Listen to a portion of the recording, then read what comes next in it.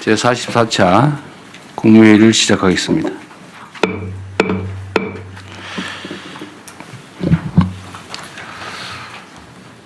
국가정보자원관리원 화재 여파로 국민 불편이 이어지고 있습니다. 각 부처들은 조속한 시스템 정상화 그리고 혼란 최소화에 전력해 주시기 바랍니다. 특히 행정망 공백을 악용한 해킹이나 피싱 등 범죄가 우려됩니다. 예방을 위해서 총력을 기울여 주시기 바랍니다. 이번 화재를 반면교사 삼아서 국민 안전과 보안 관련된 미비 사항을 선제적으로 점검하고 보완해 주시기 바랍니다. 제가 전에 일요일 날 회의 때 말씀드렸던 것처럼 총리님 제가 말씀하신 거 기억하고 계시죠? 네. 네, 잘 챙기고 계시긴 할 텐데 각 부처들에게 제가 각별히 하나 좀 강조 삼아 한 번 더 말씀드립니다. 이게 시스템이 정상 작동하고 있을 거라고 우리는 보통 믿고 있는데 그렇지 않는 경우가 많은 것 같아요. 이건 사실 상상하기 어려운 일인데 저로서도 정말 이해하기 어려운 상황입니다. 이게 당연히 이중 운영 장치가 있어야 되는데 그 민간 기업들도 당연히 그렇게 하고 있는 것을 하겠다고 말은 하고 지금까지 안 하고 있었다는 걸 모르는 제 잘못이기도 합니다만 어쨌든 각 부문에 이런 게 사실 많이 있을 가능성이 있습니다. 그래서 각 부처들은 소속과 산하 기관들이 담당하는 업무 중에서 특히 보안, 국민 안전, 또 위해 방지를 위한 각종 시설 시스템 이거 매뉴얼대로 되고 있는지 또 매뉴얼은 제대로 갖춰져 있는지 최대한 신속하게 철저하게 점검하기 바랍니다. 그리고 각 판단하기 나름이겠죠. 예를 들면 이게 중요하냐 문제냐 그런 거 너무 고민하지 마시고 문제가 된다 싶은 거 또는 점검의 필요성이 있다 또 중요한 시스템이다 싶은 것은 전부 점검을 해가지고 일단은 다음 주 국무회의 때까지 각 부처들은 전부 이거는 이런 문제가 있을 걸로 보이시는데 점검했더니 문제가 없다 또는 이거는 문제가 있다 아니면 이건 시스템을 보강해야 된다 이거는 이런 매뉴얼을 보강해야 되겠다. 뭐 문제점이 있는 것들을 최대한 좀 발굴을 해서 서면으로 국무회의 전에 최대한 빨리 보고해 주시고요. 국무회의 때 점검을 한번 하도록 하겠습니다. 생각보다 엉터리인 경우가 많은 것 같습니다. 아마 전에 제가 취임하자마자 장마 대비해서 그 배수구 우수관 관리 그때 한번 체크해 본 일 있잖아요. 그 1년에 2번씩인가 하게 됐는데 안 하는 게 태완이었어요. 규정은 만들어 놓고 안 하고 있는 거죠.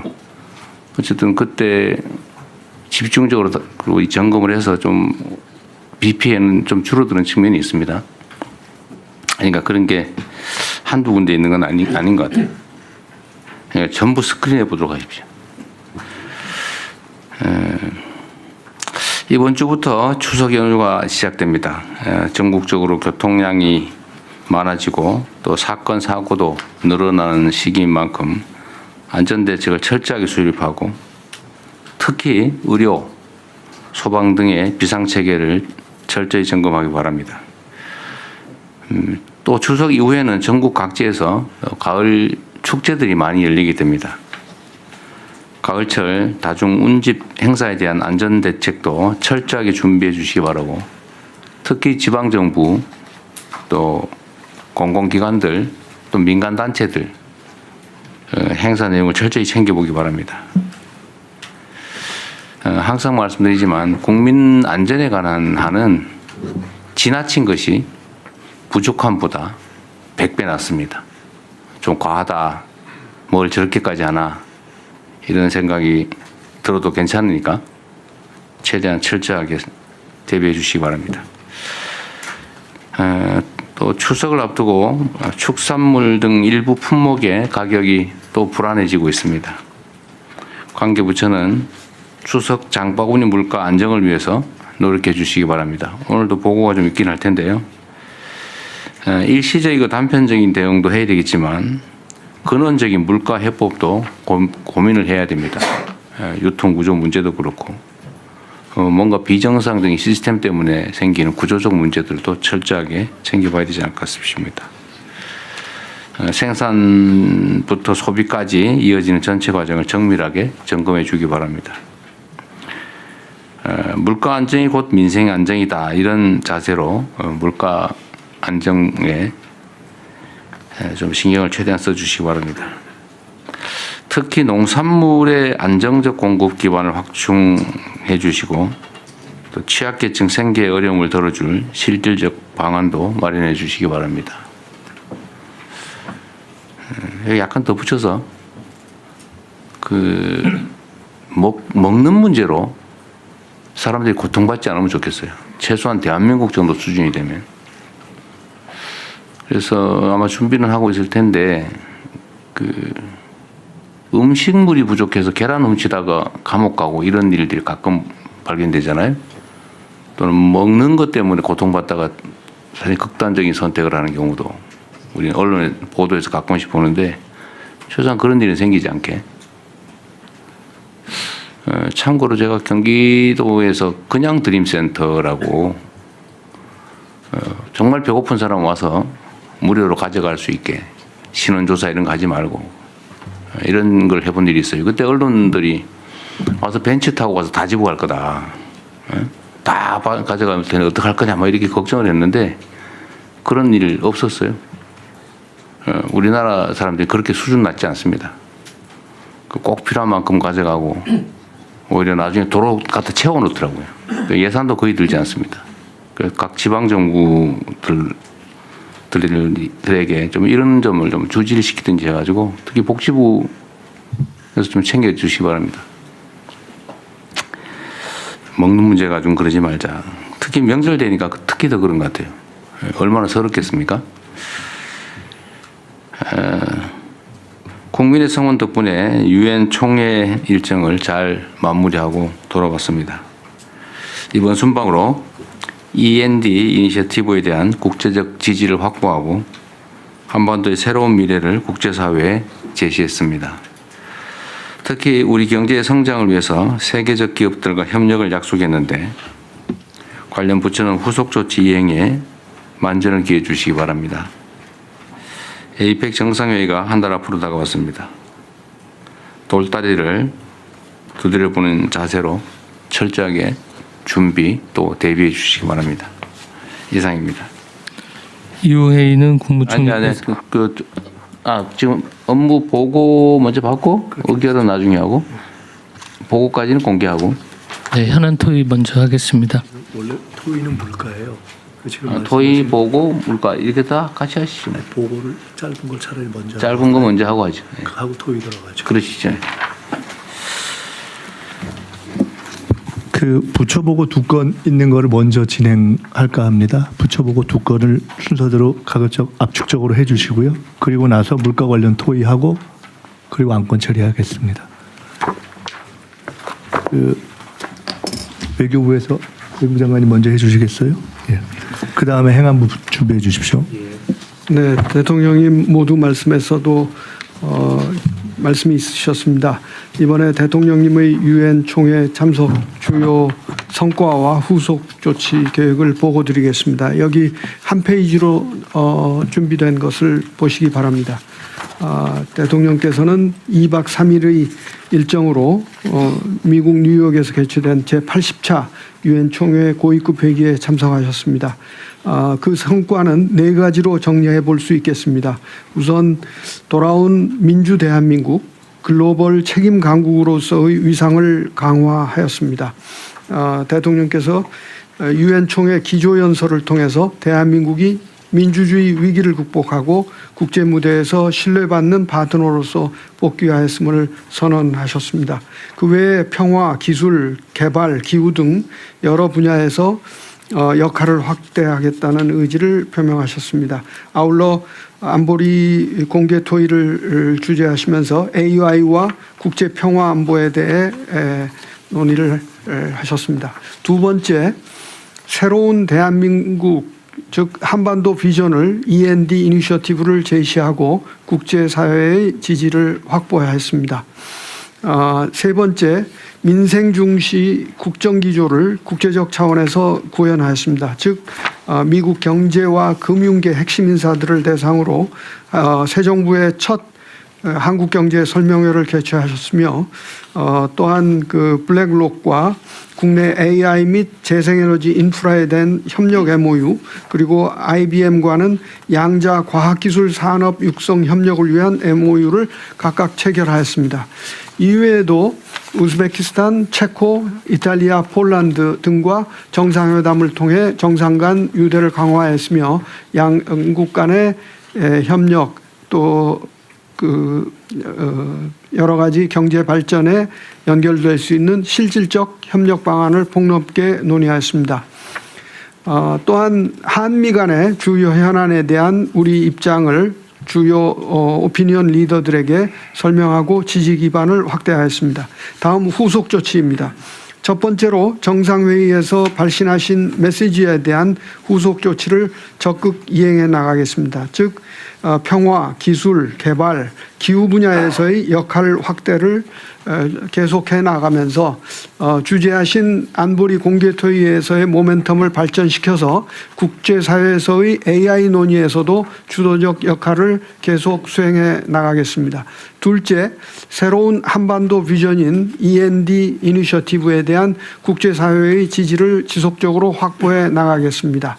셋째, 국제사회에서 민생 중시의 국정기조를 계속 설명하고 구현해 나가면서 국익 중심의 실용 외교를 강화하겠습니다.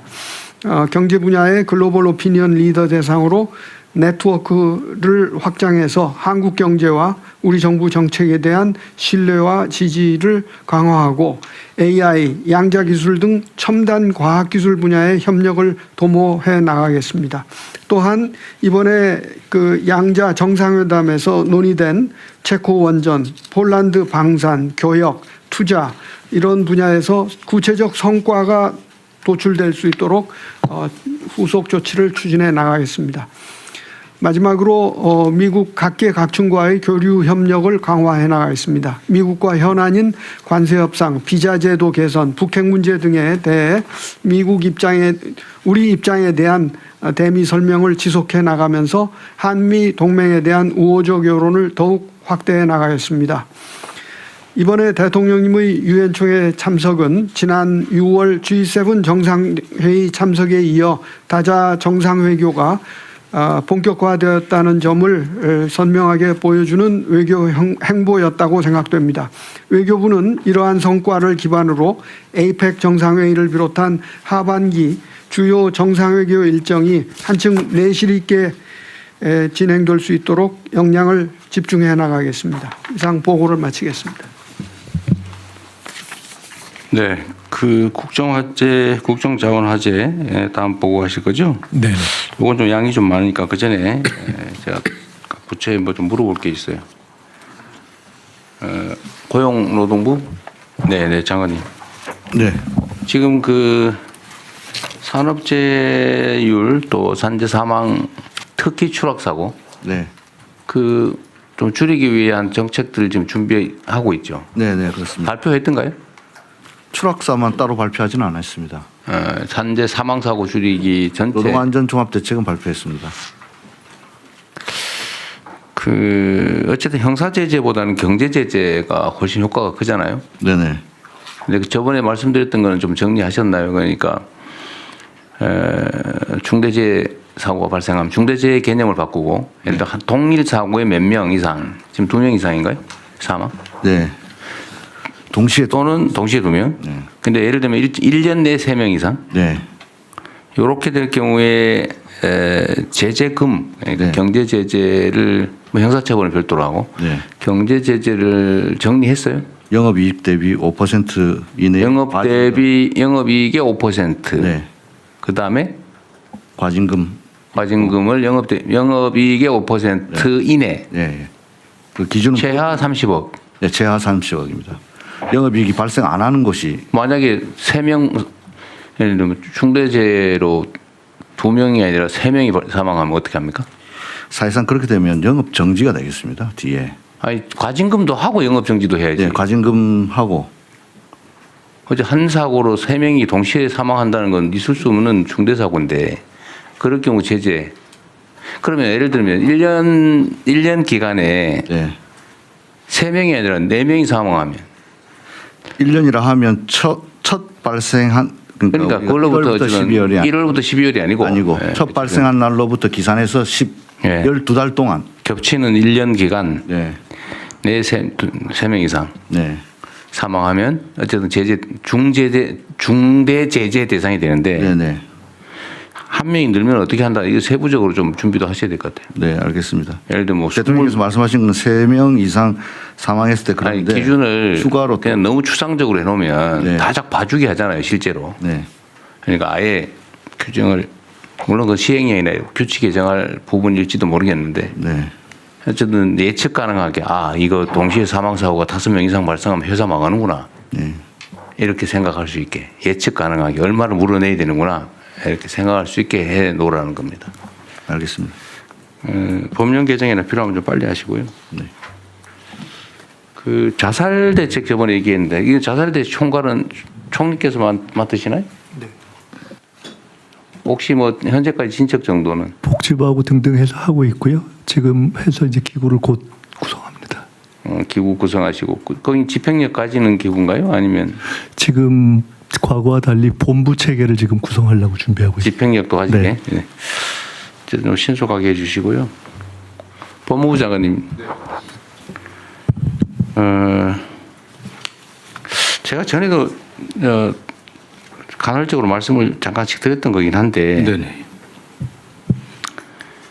이거 형사처벌권을 남용해가지고 국민들한테 고통 주는 거 있지 않습니까? 예. 예를 들면 우리 장관님도 사법시험을 합격하신 분인데 형사소송법 이런 거 있죠. 10명의 범인을 놓치더라도 1명의 억울한 사람 만들면 안 된다. 유명한 법원입니다. 예, 그거 기본이잖아요. 네. 여기서부터 나오는 것 중에 또 하나가 의심스러울 때는 피고인의 네, 이익으로. 그렇습니다. 그리고 무죄 추정의 원칙. 다 거기서 나오는 거잖아요. 예, 그렇습니다. 억울한 사람 만들면 안 된다. 네네. 도둑을 하나 잡기 위해서 온 동네 사람들한테 고통 주면 안 되잖아요. 예. 그게 형사법의 대원칙인데 그래서 의심스러울 때는 피고인의 이익을 이 사람이 무죄일까 유죄일까 이러면 무죄하라는 거 아닙니까? 그죠? 네, 법원의 판결의 기본 원칙. 법원 판결도 검사의 판단도 마찬가지잖아요. 이거 혹시 무죄일 수도 있는데 무혐의일 수도 있는데 하면은 기소하지 말아라는 거 아니에요? 근데 검찰은 뭐 그 반대로 지금까지 운영돼 왔습니다. 그러니까요. 그것도 마음대로. 네. 마음에 안 들면은 혹시 죄가 있을 가능성이 조금 있다 싶으면 기소해가지고 고통 주고 네. 또 자기 편이면은 죄가 명확한데도 봐주고. 하여튼 이 기준이 다 무너졌지 않습니까? 예. 그래서 제가 하나 이걸 내가 그거는 이제 법무장관께서 이번 검찰 개혁을 통해서 해결해 나갈 텐데 그렇습니다. 내가 하는 의문이 되는 것은 억울하게 기소가 됐는데 네. 몇 년 재판해가지고 돈 들여서 고통받고 해가지고 무죄를 받았어요. 검찰이 아무 이유 없이 항소를 해요. 그래서 또 막 한참 동안 돈 들여가지고 고생을 해요. 또 무죄를 받았어요. 또 상고해. 그래가지고 대법원까지 걸려가지고 돈을 엄청나게 들고 나중에 보니까 무죄는 났는데 집안이 망했어요. 이거 윤석열 대통령이 한 말 아닙니까? 네, 맞습니다. 근데 그거 지금도 그러고 있죠. 그래서 제가 이 얘기를 하나 드려볼게요. 1심에서 판사 셋이서 재판을 해서 이거 무죄네, 무죄 선고를 했어요. 무조건 항소를 해요. 그럼 고등법원 항소심에서 판사들 생각이 이거 유죄네? 그래서 유죄로 바꿨어요. 이럴 경우 이게 타당하냐? 3명은 무죄라고 그러고 3명은 유죄라고 하면 무죄일 수도 있고 유죄일 수도 있는 거 아닙니까? 네. 한 사람이 유죄라고 생각하거나 무죄라고 왔다 갔다 할 때는 무죄를 하는 게 원칙인데 3명의 판사가 무죄라고 한 거를 3명의 판사가 뒤집어 가지고 유죄로 바꾸는 게 타당합니까? 뭐 그래서 뭐 상고제도가 있긴 한데요. 그 상식적으로 생각할 때는 뭐 가능성이 그럴 뭐 개연성도 있다고 하지만 일반적인 법 원칙엔 좀 안 맞는 겁니다, 사실요. 네. 지금 무죄 판결은 상소 못하게 하는 나라가 많잖아요. 그 미국계 대륙법계 등 그렇습니다. 예, 미국은 지금 뭐 법에서 이중이용 금지 원칙 때문에 피고인의 이익 우선이기 때문에 항소를 못하게. 그러니까 이런 생각을 할 수가 있는데, 야 저러다 혹시 죄진 사람이 빠져나가면 어떡하지? 네네. 그게 법 원칙에 어긋난다 이 말입니다. 네 맞습니다. 그 억울한 사람들 전 재산 날려가면서 인생 망치고 그러면 되겠어요? 근데 지금 검찰이 1심에서 무죄난 사건 항소하면 그게 유죄로 바뀌는 확률이 얼마나 됩니까? 대충 한 5% 정도 됩니다. 최종적으로. 네. 5%가 이제 유죄로 뒤집어진다 이 말이에요. 네네. 그럼 95%는 무죄를 한 번 더 확인하기 위해서 항소심 가가지고 생고생하고 있는 거죠. 네 그런 상황이죠. 네. 대법원은 어때요? 대법원은 저 1.2%안 됩니다. 네, 무죄인데 대법원에 상고를 했더니 유죄로 뒤집어지는 경우가 1점 몇 프로다. 네, 1.7% 정도 됩니다. 그럼 98.3%는 그냥 무죄를 받기 위해서 또 엄청나게 돈 들이고 고통받는 거죠. 네, 예. 그게 타당합니까? 그 어쨌든 뭐 말씀하신 것처럼 타당하지 않습니다. 대개 그게 전면적으로 완전히 사실관계 파악이 잘못됐다든가 또는 법리관계 적용이 잘못된 건 드물고요. 부수적인 무죄가 더 많습니다. 그렇기 때문에 상고나 항소를 제한해야 될 필요성이 반드시 아니 있습니다. 검사들이 대도 않는 거 기소해가지고 무죄 받고 나면 면책하려고 항소하고 면책하려고 상고하고 그러면서 국민들한테 고통 주는 거 아니에요? 네. 이걸 왜 이렇게 방치합니까? 그래도 지금 일단 그 우리 국민주권정부가 출범한 이후에는 뭐 거의 저희들이 제안을 하고 있고요. 제가 주요 사건 관련해서 직접 지휘를 하고 있습니다. 그렇기 때문에 이걸 규정을 좀 확실하게 해야 될 것 같습니다. 첫 번째는 가장 근본적인 건 형사소송법 개정해갖고 그 법률관계 다투는 거 명백한 법률관계를 다투는 거 외에는 항소를 못하게 하는 식으로 형사소송법을 개정해야 될 것 같고요. 1차적으로 현실 가능한 것은 대검 관련 사무 예규들을 일단 바꿔야 됩니다. 원칙적으로는 지금 공소심의위원회가 있고 또 상고심의위원회가 있지만 내부 인사로만 지금 돼 있어 갖고 그냥 기계적인 항소나 상고를 그냥 방치했거든요. 이 부분을 갖다 규정을 좀 고칠 예정입니다. 이게 막 1심에서 몇 년씩 재판해가지고 집 팔아가지고 변론해가지고 겨우 무죄 해놓으면 항소 가가지고 또 그러고 그중에 기껏해야 5% 네. 뒤집어지는데 95%는 헛고생하는 거 아닙니까? 네, 맞습니다. 네. 국가가 왜 이리 잔인해요 국민들한테. 그래서 이 재판이라고 하는 게 인류 수천 년 역사에서 경험으로 정한 원칙이 있잖아요. 그래서 의심스러우면 피고인 이익으로 하라고. 아니, 심판사 셋이서 무죄라고 했는 걸 지금 이게 제가 이걸 얘기를 여러 군데 해봐도 혹시 나쁜 사람이 빠져나가면 어떡하지? 이래가지고 그냥 계속 하잖아요. 네네. 그래서 이게 좀 나눠야 될 것 같고요. 대통령. 그 사건 같은 경우도 어떤 1심 합의부는 1년 이상 무기 사용 사건이거든요. 근데 이게 이제 살인죄라든가 또는 강력범죄, 성폭력범죄 같은 경우가 된 경우는 사실 피해자가 있고 국민들의 분노의식이 높기 때문에 저는 법을 좀 이게 사건들을 분류해 갖고 지금 말씀하신 것처럼 아주 중대하고 예외적인 경우들 빼놓고는 상소를 금지하는 경우로 입법을 추진하고요. 일단은 어쨌든 대통령이 취임한 이후에는 저희 검찰에서는 제가 일전 대부분의 중요 사건을 보고 받으면서 그런 방향을 좀 하고는 있습니다. 나는 중대 사건이든 경미 사건이든 억울한 사람 생기는 건 똑같다. 그게 포퓰리즘이잖아요. 네네. 사람들이 대중들이 흥분한다고 그 의문 사람 잡아가지고 특히 중대 범죄일수록 중형이잖아요. 예, 그 때문에 사실관계 문제하고 법리 문제가 좀 나눠갖고요. 저희들이 지금 분석을 좀 시작하고 있습니다. 그 의문 사람 잡아다가 사형시킨 거 많잖아요. 네네. 그 죽은 사람 어떡할 거예요? 이제 와서 몇십 년 지난 다음에 무죄 선고하고 미안하다 그래놓고 또 그러고. 뭐 앞으로는 뭐 그런 일이 없을 것 같고요. 저희들이 억울한 과거에 사람은 그 문제는 지금 대통령 취임 이후에 제가 과거에 그 관련된 과거사 사건들, 재심 사건들을 전부 항소 포기 내지는 진행되는 사건도 분석해갖고 취하시키고 있습니다. 그런데 지금도 여전히 항소 남용한다는 얘기를 제가 최근에는 별로 많지 않습니다. 거의 없습니다. 그래요? 네네. 제가 직접 매일 사건을 체크하고 있습니다. 그 구체적 사건에 대한 구체적 지휘는 쉽지 않은 거긴 하더라도 이게 일반적 뭐 지휘를 하든지 아까 말씀하신 네네. 대로 무슨 예규를 바꾸든지 판단의 검사들의 판단 기준을 좀 바꾸든지 이게 정말 1심 판사는 무죄, 2심은 유죄인데 만약에 이게 순서가 바뀌면 무죄 아니에요? 네네. 운수 아닙니까 운수? 이게 말이 안 되잖아요. 그런데 대통령 이제 구체적 사건에 관련해서는 총장 통해서 지휘를 해야 되는데요. 실질적으로 이제 매일 그 검찰국 업무를 보고 받으면서 이제 구두 지시를 하고 있습니다. 매일요. 네. 잘하고 있다는 게 다행이긴 한데요. 좀 시스템으로 좀 예, 그리고 훌륭한 제도적으로- 법무부 장관 바뀌면 또 바뀔 수 있잖아요. 아니 그 제도적으로 해서 규정들을 다 바꾸려고 하고 있습니다. 그러십시오. 그걸 좀 준비해 주시고요. 네, 나머지 준비된 거 하시죠. 행안부 보고 계속해 주시죠. 예, 행안부 장관 윤호중입니다. 예, 준비된 그 요약본 2페이지를 중심으로 보고드리겠습니다. 국가정보자원관리원 화재 수습 상황 및 향후 계획입니다. 먼저 화재 개요에 대해 간략히 말씀드리겠습니다. 9월 26일 금요일 20시 15분 발화한 불이 27일 18시 완진되었습니다.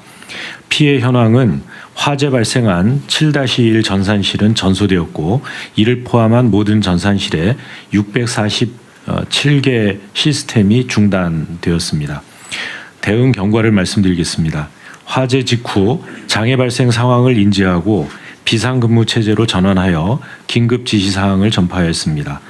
이길 다음 날 오전 8시 10분부로 상황 판단 회의를 거쳐 위기경보 심각 단계 발령 중대본 가동 중입니다. 다음은 장애 복구 계획에 대해 말씀드리겠습니다. 먼저 2층에서 4층까지 전산 장비는 재가동 가동 여부를 확인하며 복구 중이고 5층에 위치한 분진 피해를 입은 7, 8 전산실은 분진 제거 후 재가동할 계획입니다. 또 전소한 5층 7-1 전산실에 96개 시스템은 대구 센터로 이전 후 가동할 계획입니다. 다음 페이지입니다. 구체적인 복구 사항과 향후 계획을 말씀드리겠습니다. 선제적으로 가동 중단했던 551개 시스템은 피해가 적은 1에서 6 전산실 2층에서 4층입니다. 시스템부터 재가동이 시작되었습니다. 오늘 04시 기준으로는 82개 시스템이 복구 완료되었고 1등급 시스템의 경우는 55.6%에 해당하는 총 36개 중 20개가 복구되었습니다. 분진 피해가 발생한 7, 8 전산실은 5층입니다. 10월 12일 완료를 목표로 분진 제거 작업에 들어갔습니다. 화재로 전소된 7-1 전산실 내 96개 시스템은 대구 센터 내 민관 협력형 클라우드로 이전 추진 중입니다. 자원 풀을 구축하고 기존 유휴 자원을 활용해 10월 1일부터 업무 프로그램 이전을 시작할 계획입니다. 이번 화재와 관련된 647개 시스템에 대하여 목록뿐만 아니라 등급 또 전산실별 위치 등을 오늘 공개할 예정입니다. 국정자원관리원의 엔탑스라는 정보 시스템을 운영 관리하는 시스템 또한 이번 화재로 장애가 발생해서 최종적으로 명확한 시스템 정보를 취합하느라 공개까지 다소 시간이 걸린 점 양해해 주시기 바랍니다. 앞으로 각 시스템의 복구 상황을 직접 국민들께서 확인하실 수 있도록 투명하게 공개하겠습니다. 다음은 국민 불편 최소화 방안입니다. 업무가 시작되는 어제 09시부터 콜센터를 활용하여 국민 불편 사항을 신속 상담하고 해결 방안을 안내하고 있습니다. 또한 정보 시스템 장애로 인해 제기되는 법정 민원 처리 결과 또 문제 해소 방안 등을 집중 대응하기 위해 각 지자체별로는 민원 불편 사항 대응 지원반을 설치했습니다. 또 각종 이 수수료 발급 수수료에 대해서는 이 10월 2일까지 면제하고 있습니다. 그리고 각 부처에서는 첨부해 드린 자료에 있습니다만 업무 지속성 계획을 통해 대응 방안을 마련해서 실행 중에 있습니다. 행안부는 이번 장애에 끝까지 책임을 다해 조속한 복구와 국민 불편 최소화에 총력을 다하겠다는 말씀드립니다. 이상입니다.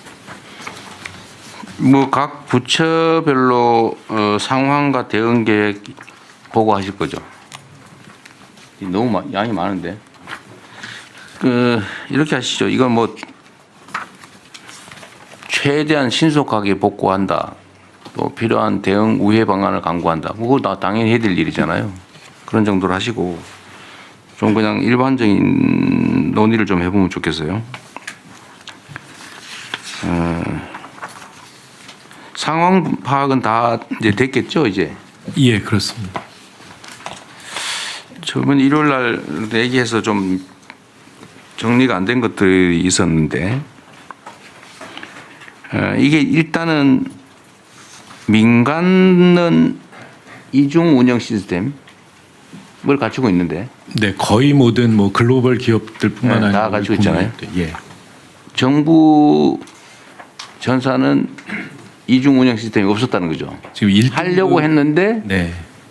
하세요라 하면서 안 해버렸다는 거죠, 몇 년 동안. 네, 1등급에 한해서 한 20% 정도만이 이중 시스템을 가지고 있고요. 이 동시에 운영되는 액티브형 운영 이중화는 된 것이 없습니다. 그러니까 운영 이중화를 민간에 하라고 정부가 공고를 했고 실제로 민간은 다 이중 운영 시스템 가지고 있는데 정부도 한다고 얘기는 했는데 지금 몇 년 동안 실제 안 하고 있었던 거죠. 한다고도 얘기했고 매년 감사원의 지적이 있었는데도 그러니까요. 시정되지 않았습니다. 그러니까 이게 지금 상상하지 못할 일이 실제로 벌어졌기 때문에 아까 제가 그 말씀을 드렸던 거고요. 이런 게 여러 영역이 있을 수가 있습니다.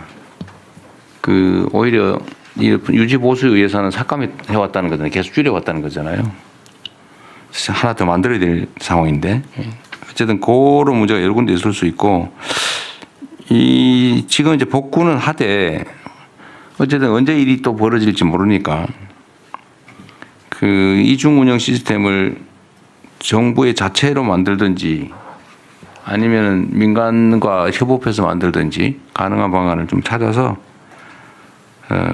지금 이제 예산은 이미 내놓긴 했지만 필요하면 국회 심의 과정에서 증액을 하든지 신설하든지 네, 필요하면 뭐 예비비로 하든지 네, 해서 최대한 빨리 시스템을 동시에 하십시오. 이거 복구하는 거 복구는 해야 되잖아 당연히.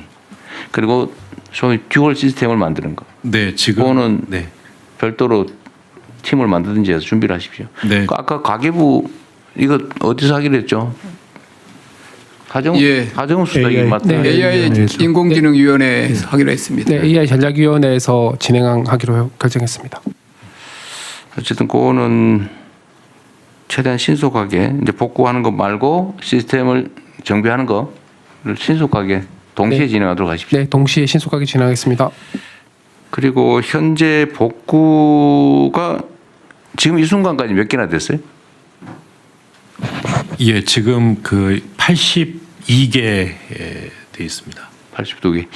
뭐 나름 핵심 시스템들은 그나마 뭐 재난 복구 시스템이 나름 있어서 다는 아니지만 네, 있는 것들은 그걸 이용해서 DR 하고 있는 거죠. 하고 있고요. 복원이 됐고요. 그다음에 이 심각한 것은 7-1 전산실에 소실된 시스템입니다. 그래서 아직 36개 중에 20개까지밖에 복원을 그러니까 중요한 시스템에서는 그밖에 못 하고 있습니다. 그러니까 황당한 거죠. 실시간 데이터 백업도 규정상으로는 하게 돼 있는데 그거 맞죠? 예, 하게 되는데 지금 안 된 거죠. 안 돼. 백업을 해서 그 자리에 놔두는 거 말고 네네. 온라인으로 다른 곳으로 즉시 소산하기로 돼 있다면서요? 네, 그걸 안 한 거잖아요 지금. 예, 다른 곳에 온라인 소산이 있고요. 그다음에 오프라인 소산이 있는데 온라인 소산은 주 단위로 하고 있었습니다. 아니 그러니까 내 말은 실제로 그렇게 엉터리를 했다는 거 규정이 어떻게 되냐고. 네, 규정상 규정상 즉시 하게 돼 있잖아요. 그 메일 증분은 증거 신규 데이터는 즉시 예. 백업해서 즉시 온라인으로 다른 곳으로 네네. 소산한다. 네. 전체 데이터는 일주일에 한 번씩 한다. 그렇게 예. 규정이 그렇게 돼 있다면서요. 예. 근데 그렇게 안 한 거잖아요. 네네, 그렇습니다. 그러니까 이게 요걸 참고를 해서 어쨌든 아까 말씀드린 다른 제도 시스템도 매뉴얼대로 하고 있는지 매뉴얼은 있는지 해보라는 겁니다. 이 매뉴얼을 있는데도 안 지킨 거예요, 실제로. 이게 복구가 어렵지 않습니까? 아예 영구적으로 데이터가 소실돼 버린 경우도 지금 있는 거 아니에요? 아예 없어져 버린 거. 그렇게 보여집니다.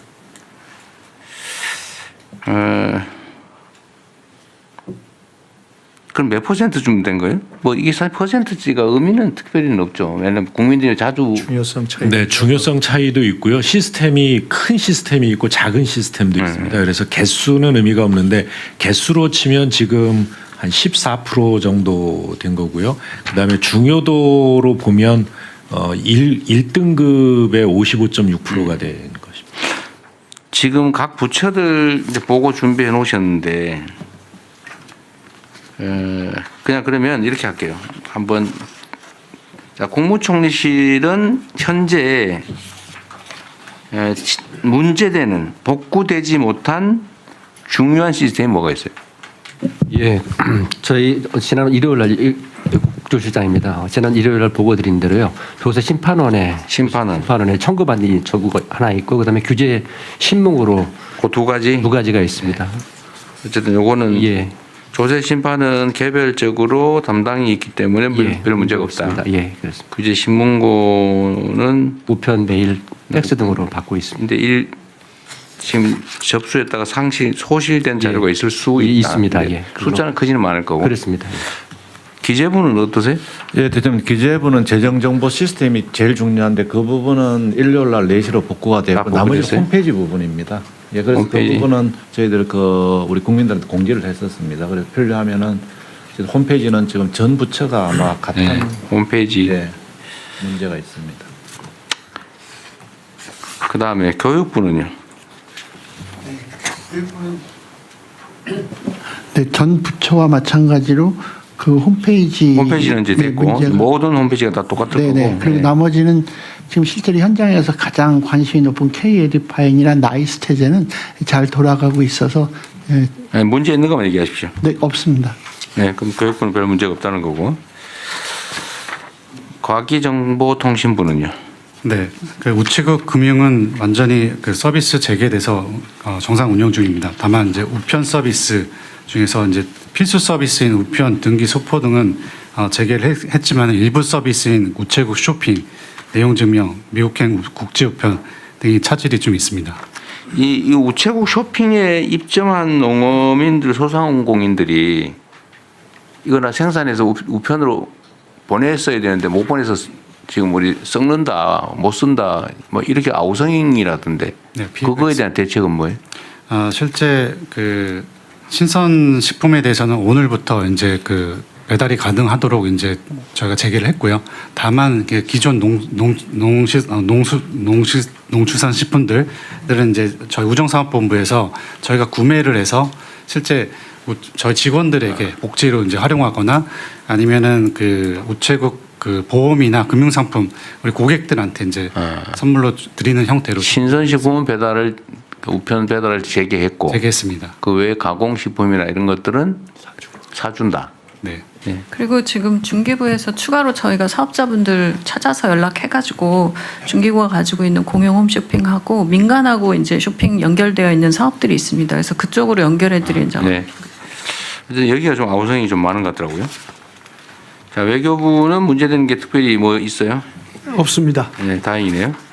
자, 통일부는 예, 특별히 없습니다. 북한 자료센터 그 민원 처리가 약간 문제가 있는데 뭐 크게 문제는 되는 상황. 네, 알겠습니다. 법무부는 예, 특별한 문제는 없습니다. 지금 뭐 광주센터의 대부분의 그 킥수 자료가 되어 있고요. 그 다음에 규정이라든가 어떤 출입국 관련 따로 분리하고 저희들이 보관하고 있어갖고 관계가 없습니다. 아닙니다. 네.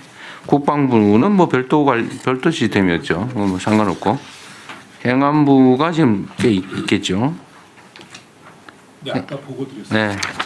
자, 국가보훈부는 어떠세요?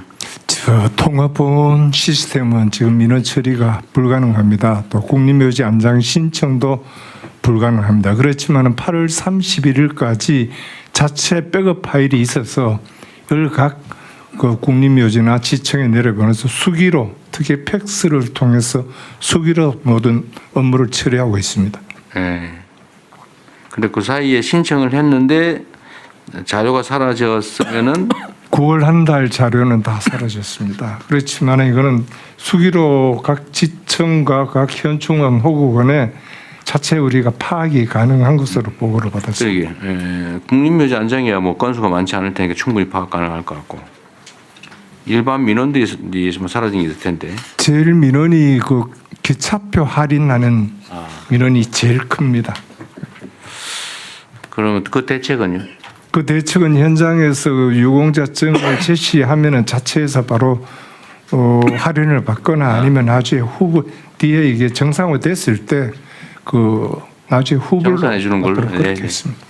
어쨌든 실질적으로 피해가 발생하지 않게 잘 챙겨주시기 바랍니다. 그 다음에 문체부는요? 문화체육관광부는?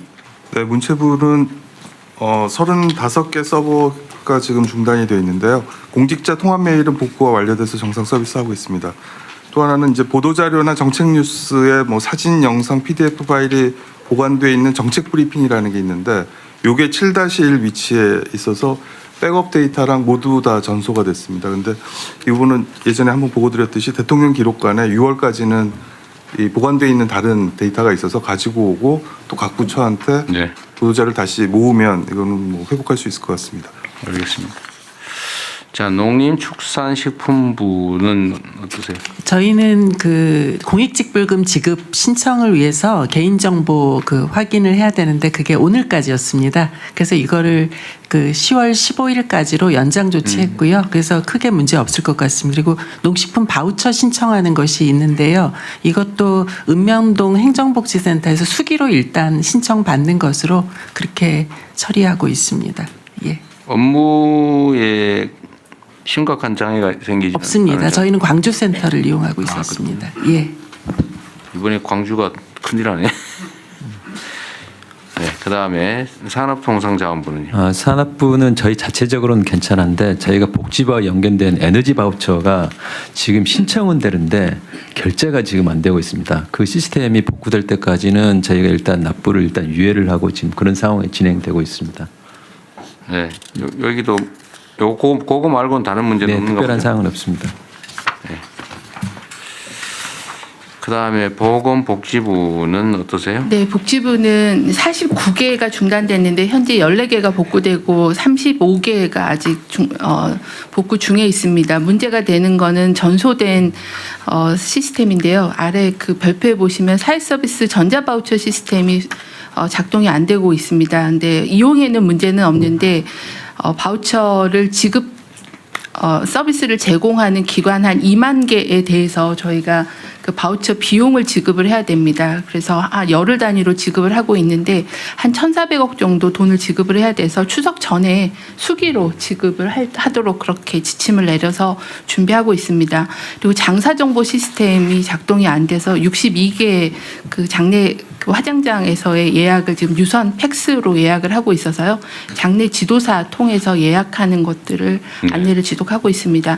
아래 보시면 디지털 돌봄 시스템상 노인 안전 확인에 대해서 활동이 없을 경우에 데이터를 받도록 되어 있는데 그게 중단돼서 이거는 AI 케어콜을 이용해서 그런 안전을 확인하는 걸로 대체해서 운영하고자 합니다. 좀 더 예산이 들어서 이 부분은 전용이나 예비비 협의를 진행하겠습니다. 네. 이게 지금 보건복지부 특히 복지부 사무는 되게 기초지방정부들의 창구 사무가 많은데 네네. 그 업무량이 엄청 원래 많잖아요. 네. 그 임시로 필요하면 저 행정 지원 요원들 네. 좀 뽑아가지고 네. 좀 하도록 하고 그건 예산 지원은 기재부가 좀 잘 해주도록 하십시오. 네. 아마 이 인력 부족이 심각할 거예요. 너무 힘들 겁니다. 네, 환경부는 어떠세요? 네, 환경부는 배출권 거래제 관련한 게 중요한데요. 다행히 그건 복구가 됐고요. 화학물질을 등록하고 신고하는 게 기한 내 처리하고 있는데 그게 잘 복구가 안 됐습니다. 그래서 일단 이거는 기한 내 처리를 해야 되기 때문에 오프라인으로 기한 내에 민원이 생기지 않도록 적극적으로 노력하고 있습니다. 환경부 업무는 뭐 그렇게 심각할 것 같지는 않네요. 자, 그다음에 고용노동부는 여기도 일이 꽤 많을 것 같은데. 노동 보고 드리겠습니다. 네. 저희들은 입주 그 7하고 7-1에 돼 있어서 17개 시스템이 전면 중단됐습니다. 다행스러운 것은 급여 나가는 거, 실업급여, 산재급여, 직업훈련 급여는 미입주라서 정상 운행되고 있습니다. 입주되어 있는 시스템 중에 중요한 것은 노동 산안 분야 감독 사건 처리 시스템인데 이게 모두 전면 중단되었습니다. 그래서 일단 수기 처리하고 방문 팩스 등으로 하고 이렇게 진행했습니다. 만약에 업무 프로세스를 보니까 사건이 만약에 백업이 안 됐다면은 이제 문제가 되는데 대부분 다 이제 사건이 접수되면은 설람 결재를 받아야 되기 때문에 종이로 현출해 놓았다고 하는데 화재 직전에 된 것들에 대해서는 지금 현재 확인이 불가능한 상황입니다. 그래서 지금 현재 조치하는 것은 다른 것은 괜찮은데 추석 앞두고 체불임금 신고라든지 이런 것들이 전자로 안 되기 때문에 방문할 수밖에 없는데 그래서 저희들이 지방청별로 대표 메일을 공개해 가지고 혹시나 전자가 안 되더라도 메일로 접수할 수 있도록 하고 상담 시간도 연장해 가지고 1350 모바일 상담 창구를 확대했습니다. 만약에 데이터가 화재 직후로 유실되었을 때는 적극적으로 안내해서 재조사도 불가피하다는 사실도 당사자에게 사전 공지라고 해놨습니다. 네. 일이 많을 줄 알았더니 의외로 좀 다행이네요. 자, 여가부는 어떠세요? 네, 여성가족부 소관 정보 시스템 모두 광주 센터 입주에 있어서 현재 웹사이트 접속을 비롯해서 모두 정상 작동 중입니다. 다만 보건복지부의 사회보장 시스템 장애로 인해서 연동되어 사용되고 있는 바우처 카드 발급과 결제가 일부 제한되어 있어서 불편이 호소되고 있고요. 그와 관련해서는 아이돌폰 카드에서 바우처 부분은 저희가 미납금 한 30만 원 내지는 필요시에는 좀 더 올리는 금액까지 미납된 상태에서도 사용할 수 있도록 그 불편을 최소화하려고 하고 있습니다. 네. 그다음에 국토부는 어떠십니까? 네, 대전 입주 4개 시스템이 현재 중단 상태입니다. 그 중에서 많이 이용되는 게 부동산 종합 공부 시스템인데 토지대장 지적도 등본 등을 반영한 온라인 시스템인데 이건 이제 시군구청의 민원 창구를 방문해서 발급 조치하도록 했고 연계 시스템 중에서 부동산 거래 관계 시스템이 종합공부와 연계되고 있는데 이것도 마찬가지로 민원 창구 방문 신고를 안내하고 그렇게 전파를 완료했습니다. 그 나머지 시스템 중에서 연계된 부분들은 8개 중에서 이제 5개가 복구가 완료됐고 일부 3개 정도는 지금 앞서 말했듯이 문제가 있는 부분이 있고 입주 시스템 중에서는 그 외에도 화물 운송 실적 관리 시스템이나 이제 국가 물류 통합 정보 시스템, 지적 제조사 행정 시스템 이 부분은 여전히 이제 그 중단 상태지만 저희가 대체 수단을 조치를 취하고 있습니다. 네. 해수부. 예, 저희가 1등급이 한계가 있는데 다행히 재복구 시스템으로 전환을 해서 그 항만 물류 정보 시스템 1등급인데 정상 운영이 되고 있고요. 나머지는 예를 들면 의획 증명서 발급이라든지 낚시배 탈 때 그 이제 전자성선 명부를 하게 돼 있는데 이런 게 지금 안 되고 있습니다. 그래서 이런 부분들은 수기로 전환을 해서 진행을 하고 있다는 말씀을 드리고 특히 걱정이 됐던 것이 추석 명절을 앞두고 재난지원금을 지급을 해야 되는데 이게 최근에 이제 적조 피해가 있었습니다. 그다음에 여름에 고수온 피해가 있었는데 이 부분 이제 한 72억 정도를 어제 지급 완료를 했습니다. 네, 다행입니다. 그리고 중소벤처기업부. 네, 중기부는 대전에 있는 그 시스템 하나여서 큰 문제 없이 나머지는 광주에 있고 그다음에 민간 클라우드랑 자체 전산실 IDC 이렇게 좀 다양한 형태로 분산되어 있는 상황입니다. 그래서 지금 현재로의 이슈는 크게 없고요. 그 행안부 시스템 연결된 부분들도 전반적으로는 좀 현장에서 오프라인으로 대체하도록 하거나 관련 부처랑 협의해서 연기하는 작업들을 했습니다. 그래서 현재는 이슈 없고 이번에 알게 된 그 자체 전산실 운영하고 민간 클라우드의 기준들 어떤 때 민간 클라우드를 쓰고 있는지 이런 부분들 전체적으로 좀 다시 파악해 볼 예정입니다. 네. 이런 부분에 또 전문적인 지식도 있으시니까 좀 잘 챙겨 주시기 바랍니다. 네, 그리고 하나 더 말씀드릴 게 이번에 이제 그 중기부 보면서 보니까 내외부 시스템 전체적으로 지난번부터 한 100여 개의 시스템을 가지고 있습니다. 그래서 이거를 정리를 해야 백업도 효율화되고 그리고 다 백업 떠났는데 바뀌면 다시 한번 또 해야 되는 일들이 있기 때문에 이 전체적으로 시스템을 좀 정비해서 없앨 것들은 없애고 그리고 합칠 것들은 합치면서 작업해 가려고. 네. 자, 공정거래위원회요. 예, 공정위도 광주센터를 활용하고 있어서 대부분 공정위 소관 정보 시스템은 정상 작동 중이고요. 지금 문제되는 거는 이제 유관기관과 연계된 서비스인데 대부분 이제 연계 중단을 하고 대체 조치를 취해서 이제 정상 작동하고 있는데 조금 불편은 있습니다. 이제 우편으로 발송해야 되는 문제라든지 좀 불편은 있고요. 이제 가장 큰 문제는 이제 국민신문고 민원을 받지 못하는 건데 그것을 이제 현재로는 공정위 온라인 사건 처리 시스템하고 오프라인을 통해서 민원 접수하는 방식으로 처리할 예정입니다. 네, 약간 벗어난 얘기인데 공정위 인력 증원하는 거는 어떻게 진행되고 있어요? 예, 지금 인력 증원에 좀 앞서서 그 내부 조직과 업무 쇄신 TF를 이번 주에 발족하려고 합니다. 그래서 좀 과거하고 다르게 좀 그 국민 신뢰도도 높이고 사건 처리 지연되는 거 그것을 어떻게 하면 더 빨리 할 수 있는가 내부 조직을 개편한다든지 아니면 그 업무 방식을 새로 업그레이드 한다든지 하는 방식으로 지금 하고 있고요. 인력 증원은 안 하나요? 하는 게 좋습니다. 그 인력 지원을 받아야지 한다는 게 아마 대선 공약이었을 거예요. 그렇습니다. 네, 그것도 하시고요. 예, 예. 그 어쨌든 공정거래위가 조사할 게 너무 많은데 인력 부족으로 안 하거나 문격을 넘어가는 게 많다고 하는 설이 있어서 그 중에 일부 소규모 조사 업무는 광역 지방정부로 일부 위임 또는 위탁하는 거.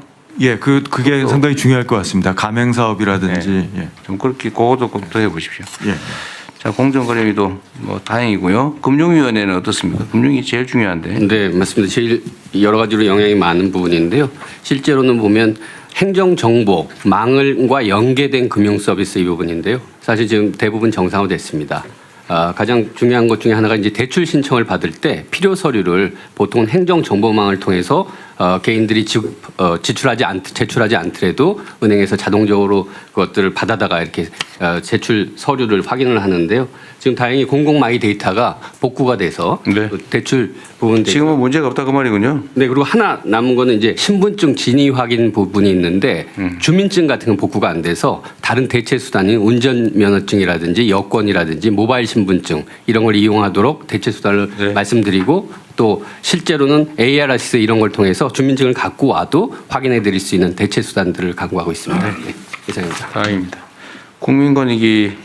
예, 국민권익위원회는 총 8개의 시스템을 운영하고 있습니다만은 그 7개의 시스템은 행정심판이나 청년 포털 시스템은 정상 가동이 지금 됐는데 이 사건 7-1 전사실에 국민신문고 서버 그리고 1차 데일리 저장 장치가 다 소실된 것으로 이렇게 파악돼서 국민신문고가 지금 현재 전면 서비스가 중단되고 있는 상태입니다. 신속하게 지금 행안부하고 협조해서 복구를 해야 될 필요성이 있습니다. 네, 알겠습니다. 다음에 개인정보보호위원회. 개인정보 오늘 안 왔나? 잠깐. 안 왔어요?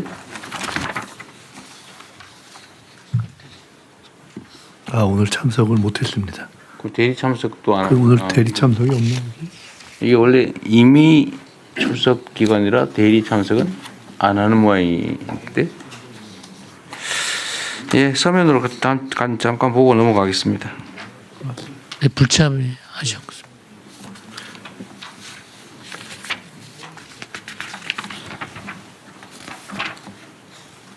식품화요.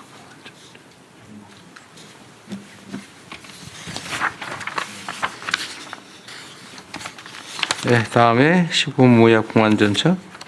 예, 식약처는 기본적으로 식약처 시스템은 광주에 있기 때문에 식약처 자체의 문제는 없는데요. 그 권익위에서 하는 국민신문고가 이제 저희가 민원이 한 6만 개 정도 들어옵니다. 그래서 직원들이 토요일 날 좀 밤을 새서 새로 식약 국민신문고 사이트를 개설을 해가지고 월요일부터 식약 국민신문고로 이제 민원을 받고 있고요.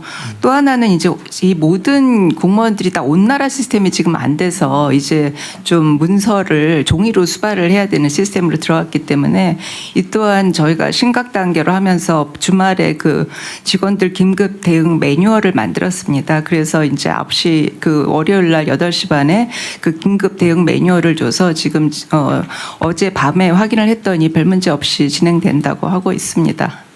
이상입니다. 국민신문고를 새로 얼른 만들어서 다시 쓰고 있다고요? 예. 그 저기 식의학 국민신문고를 새로 저희가 6만 건이나 되기 때문에 하루에 막 200건씩 들어옵니다. 그래서 전산팀이 정말 말 그대로 토요일 날 밤을 새 가지고 식의학 국민신문고를 만들어서 어제도 하루에 70건 정도 들어왔습니다. 처장께서 훌륭하시니까 직원들도 열심히 빨리 하는 모양이에요. 아닙니다. 직원들이 저희가 심각 단계로 해서 과하게 대응을 좀 했습니다. 네, 잘하셨습니다. 그 지금 외청들은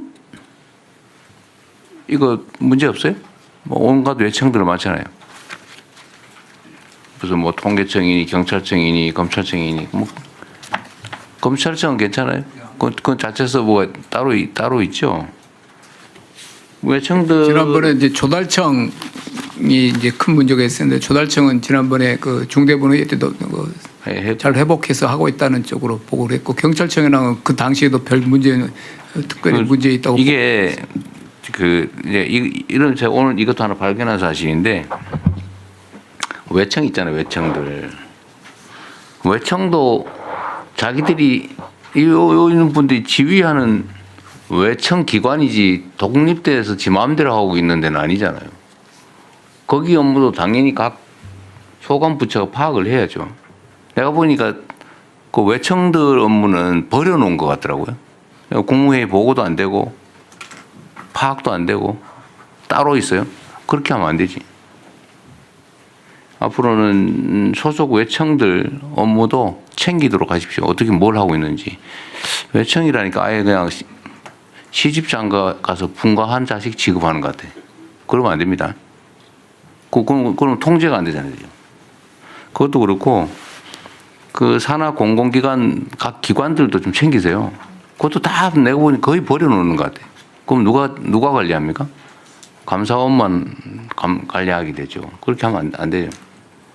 그 소속 기관들, 산하기관들, 외청, 뭐 연구기관이든 뭐 저는 거기까지 다 챙기도록 하십시오. 그것도 다 공무원이고 소속 지휘를 해야 될 대상들이잖아요. 지휘에서 빠져 있는 것 같으니까 좀 챙기도록 하십시오. 외청들이나 산하 공공기관들은 여기를 쓰지 않죠. 쓰나요? 네? 공공기관들도 네, 공공기관들도 저 외청들도 쓰는 경우가 있습니다. 그럴 것 같아요. 그런데 좀 다 빠져 있는데. 그런데 대부분 저 외청들이 별도의 자기 시스템을 가지고 있거나 아니면 뭐 국세청이라든가. 아니 뭐 알겠는데요. 대체로 그렇긴 한데 하여튼 빠지지 않게 그물 속에는 다 넣어놓자고 말이죠. 예, 앞으로는 그렇게 하십시오. 자기 소관이니까 외청 일이라고 모른 척하다 사고 나면 책임은 지는 겁니다. 외청 소속 기관 다. 각 부처의 책임을 져야죠. 자, 다음 진행하시죠. 자, 그러면은 물가 동향 관련 현안 토의를 하겠습니다. 물가 동향 및 추석 물가 대책 추진 현황에 대해서 한국은행 기재부 공정위 농식품부 순서로 발제해 주시기 바랍니다. 한국은행 경제연구원장님 나오셨네요. 네, 안녕하세요. 한국은행 경제연구원장 이재원입니다. 저는 우리나라 물가 수준, 특히 식료품 물가 국제 비교와 구조적인 고물가 요인에 대해 간략히 말씀드리겠습니다. 우선 지금 물가 상승률은 한국은행 목표치인 2% 부근에서 움직이고 있습니다. 그런데 물가 상승 속도는 줄었지만 팬데믹 이후 누적된 인플레이션으로 전반적인 물가의 수준 자체는 크게 높아져 있고 가계에 큰 부담이 되고 있습니다. 특히 아래의 중간 그림을 보시면 소비자 물가 지수가 밑에서 두 번째 검정색 선입니다. 2021년 이후 최근까지 약 16% 가량 상승한 것을 보실 수 있는데요. 그런데 소비자 물가 지수는 458개 품목을 가중 평균한 지수입니다. 당연히 이제 모든 품목의 가격이 같은 속도로 상승하지는 않았을 것입니다. 어떤 품목의 가격은 평균보다 더 빠르게, 어떤 품목은 더 느리게 상승했습니다. 근데 제일 위에 파란 선을 보시면 식료품 물가가 훨씬 빠르게 상승한 것을 볼 수 있습니다. 변동성, 그러니까 즉 이제 업앤다운도 크지만 그걸 차치하고 전반적인 기울기만 보더라도 빠르게 상승해 왔는데요. 따라서 국민들의 체감 물가는 더 클 수밖에 없습니다. 이 식료품 물가에는 그러니까 소위 신선식품 더하기 가공식품? 네, 그렇게 보시면 됩니다. 원래 식품은 그 두 가지만 있는 거예요? 신선식품과 가공식품만? 신선식품이 있고 그 신선식품이 가공식품의 원재료 들어가기 때문에 그러니까. 크게 보면 그렇게 두 개를 보시면 두 개로 있는 거죠. 그래서 또 이러한 상황은 또 소득 계층 간 인플레이션 불평등을 발생시키는데요. 그 이유는 고소득층의 경우 전체 지출에서 식료품 같은 필수재의 비중이 작은 반면에 취약계층의 경우에는 식료품의 비중이 높습니다. 그래서 제일 오른쪽 그래프가 실제로 그러한 물가 불평등을 보여주고 있습니다. 다음 페이지로 가겠습니다. 자, 지금까지는 우리나라 내에서 안에서 물가가 시간의 흐름에 따라 어떻게 변해왔는지를 말씀드렸습니다. 그러나 이게 이제 뭐 전체적인 그림을 보여주지는 못합니다. 예를 들어서 식료품 물가가 빠르게 상승해 왔다고 하더라도 아직 외국에 비해 뭐 식료품 물가 수준이 낮다면 또는 감내할 만하다면 그래도 아직 괜찮은 것이 아니냐 뭐 이렇게 생각하실 수도 있는데요. 하지만 국제 비교를 해보면 그렇지 않다는 사실을 알 수가 있습니다. 먼저 우리나라의 전반적인 그러니까 평균적인 물가 수준은 OECD 국가 중 중간 정도인데요. 그런데 이제 그게 평균이 그렇다는 것이고 세부 품목별로 보면 어떤 품목은 OECD 평균에 비해 높고 어떤 품목은 낮습니다. 그래서 저희가 이제 세 가지 지수를 활용해 비교해 보았는데 아래 왼쪽에 막대 그래프를 보시면 식료품의 경우 뭐 세 가지 중에 어떤 지수를 보더라도 OECD 평균의 1.5배 정도 되어서 가격 차이가 꽤 큰 것을 아실 수가 있습니다. 오른쪽 그래프에서도 비슷한 패턴을 보실 수가 있는데요. 제일 첫 번째 그래프가 식료품을 보여주는데 가로축은 1인당 GDP 즉 이제 우리나라 1인당 소득이 되겠고요. 우리나라뿐만이 아니라 여러 나라들의 이제 소득이 되겠습니다. 세로축은 식료품 물가가 되는데 보시면 우리나라가 소득 수준이 비슷한 국가들과 비교할 때뿐만 아니라 심지어 소득 수준이 더 높은 국가들하고 비교해 보아도 식료품 부담이 유난히 큰 것을 알 수가 있습니다. 더 세부적으로 보면 여기 나오지는 않았지만 사과, 감자, 돼지고기 등 농축산물을 중심으로 특히 물가가 높습니다. 즉 이제 다른 선진국 대비 우리나라 소비자가 과일, 채소, 육류 등의 높은 가격을 지불하고 있고요. 또한 이제 아까 말씀드린 대로 농산물이 가공식품의 원재료도 되기 때문에 가공식품 가격을 상승시키는 요인도 되고 있습니다. 네, 잠깐만요. 네. 그 1페이지에 그 누적 물가 상승률 여기에 그 그림을 제가 보면 이게 확 차이가 벌어지는 게 그러니까 생활 물가보다 식료품 물가가 확 많이 올라가기 시작한 시점이 22년부터예요 보니까. 네, 그렇습니다.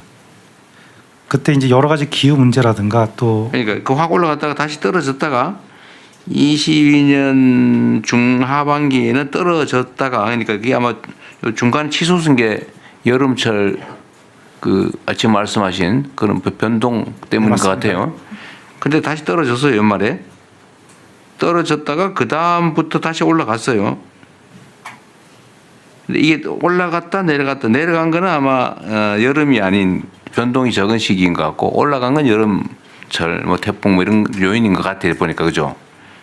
근데 어쨌든 추세적으로 쭉 벌어지고 있는 거는 이 신선식품의 그 변동폭 더하기 가공식품들의 가격이 상대적으로 이때부터 많이 벌어졌다 그 말이죠. 네, 그렇게 보시면 됩니다. 애초에 그 신선식품 자체도 여러 가지 신선식품은 이제 그래프상 치는 거고 원료로도 들어가기 때문에 또 유통구조 문제도 있고 해가지고 그게 더 벌어지고 있습니다. 이 진폭에 올라갔다 내려갔다 하는 건 신선식품에 영향이 클 거고 네, 맞습니다. 전체 평균치로 더 벌어진 거는 가공식품까지 그렇게 됐기 때문에 왜 식품만 이러냐 지금 오늘 그 얘기를 한번 해보려는 거예요. 네, 맞습니다. 왜 식품만 이런 식으로 많이 올랐냐. 네, 그거의 구조적인 요인에 대해서 말씀을 드리려고 합니다.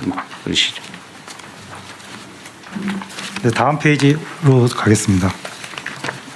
그래서 이제 제가 강조드리고 싶은 점은 지금까지 이제 보여드린 이러한 이제 뭐 식료품 물가 문제가 단기적인 경제 상황에 따라 생겼다가 없어지거나 그런 단기적인 현상은 아니라는 것입니다. 지금 수십 년 동안 식료품 가격이 다른 품목 대비 빠르게 상승해 왔고 또 그리고 주요국가의 가격 격차 또한 구조적으로 지금 지속 내지 확대되고 있는 것으로 보입니다. 그렇다면 이제 왜 그러하냐? 여러 이제 요인이 복합적으로 작용을 했겠지만 선행 분석 등을 종합해 보면 크게 이제 세 가지 요인이 있습니다. 첫 번째는 유통비용 상승입니다. 중간에 왼쪽 그래프를 보시면 소비자 가격이 농가 판매 가격에 비해 더 빠르게 상승해 왔음을 알 수 있습니다. 관련하여 이제 오른쪽 그래프를 보면 방금 대통령께서 말씀하신 대로 유통 비용률이 98년에 약 40%에서 2023년 약 50%로 10% 포인트 가량 상승을 했습니다. 다만 이제 뭐 유통비용 상승에는 그동안 인건비나 임대료가 상승한 부분이 있고요. 그다음에 부가가치 재고 노력 등도 포함된 것임을 감안할 필요는 있겠습니다. 다음으로 이제 우리 생산성에 대해서 말씀을 드리면 우리나라는 경작 면적이 작은 편이고 영농이 영세해서 생산성이 낮은 편인데요. 그래서 이제 어떻게 보면 당연하게도 생산 비용이 상대적으로 높을 수밖에 없습니다.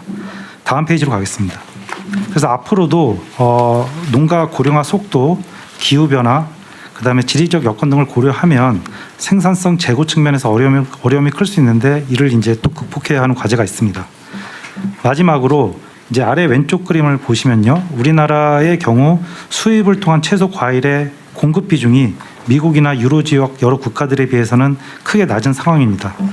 따라서 공급 채널 다양화를 통한 가격 안정 그리고 품종 다양성 측면에서 소비자의 선택권 확대를 통해 실질적인 부담을 낮추는 것을 고려할 수 있겠습니다. 물론 여기 써져 있는 대로 이제 농산물 수입을 얼마나 할지 또는 수입 확대에 대해서는 뭐 공감을 하더라도 그 폭을 얼마나 할지는 여러 목적에 따라 달라질 수가 있겠고요. 한편으로는 농가 손실 그리고 식량 안보와 더불어서 소비자의 생계비 부담 안정도 균형적으로 이제 고려할 필요가 있겠습니다.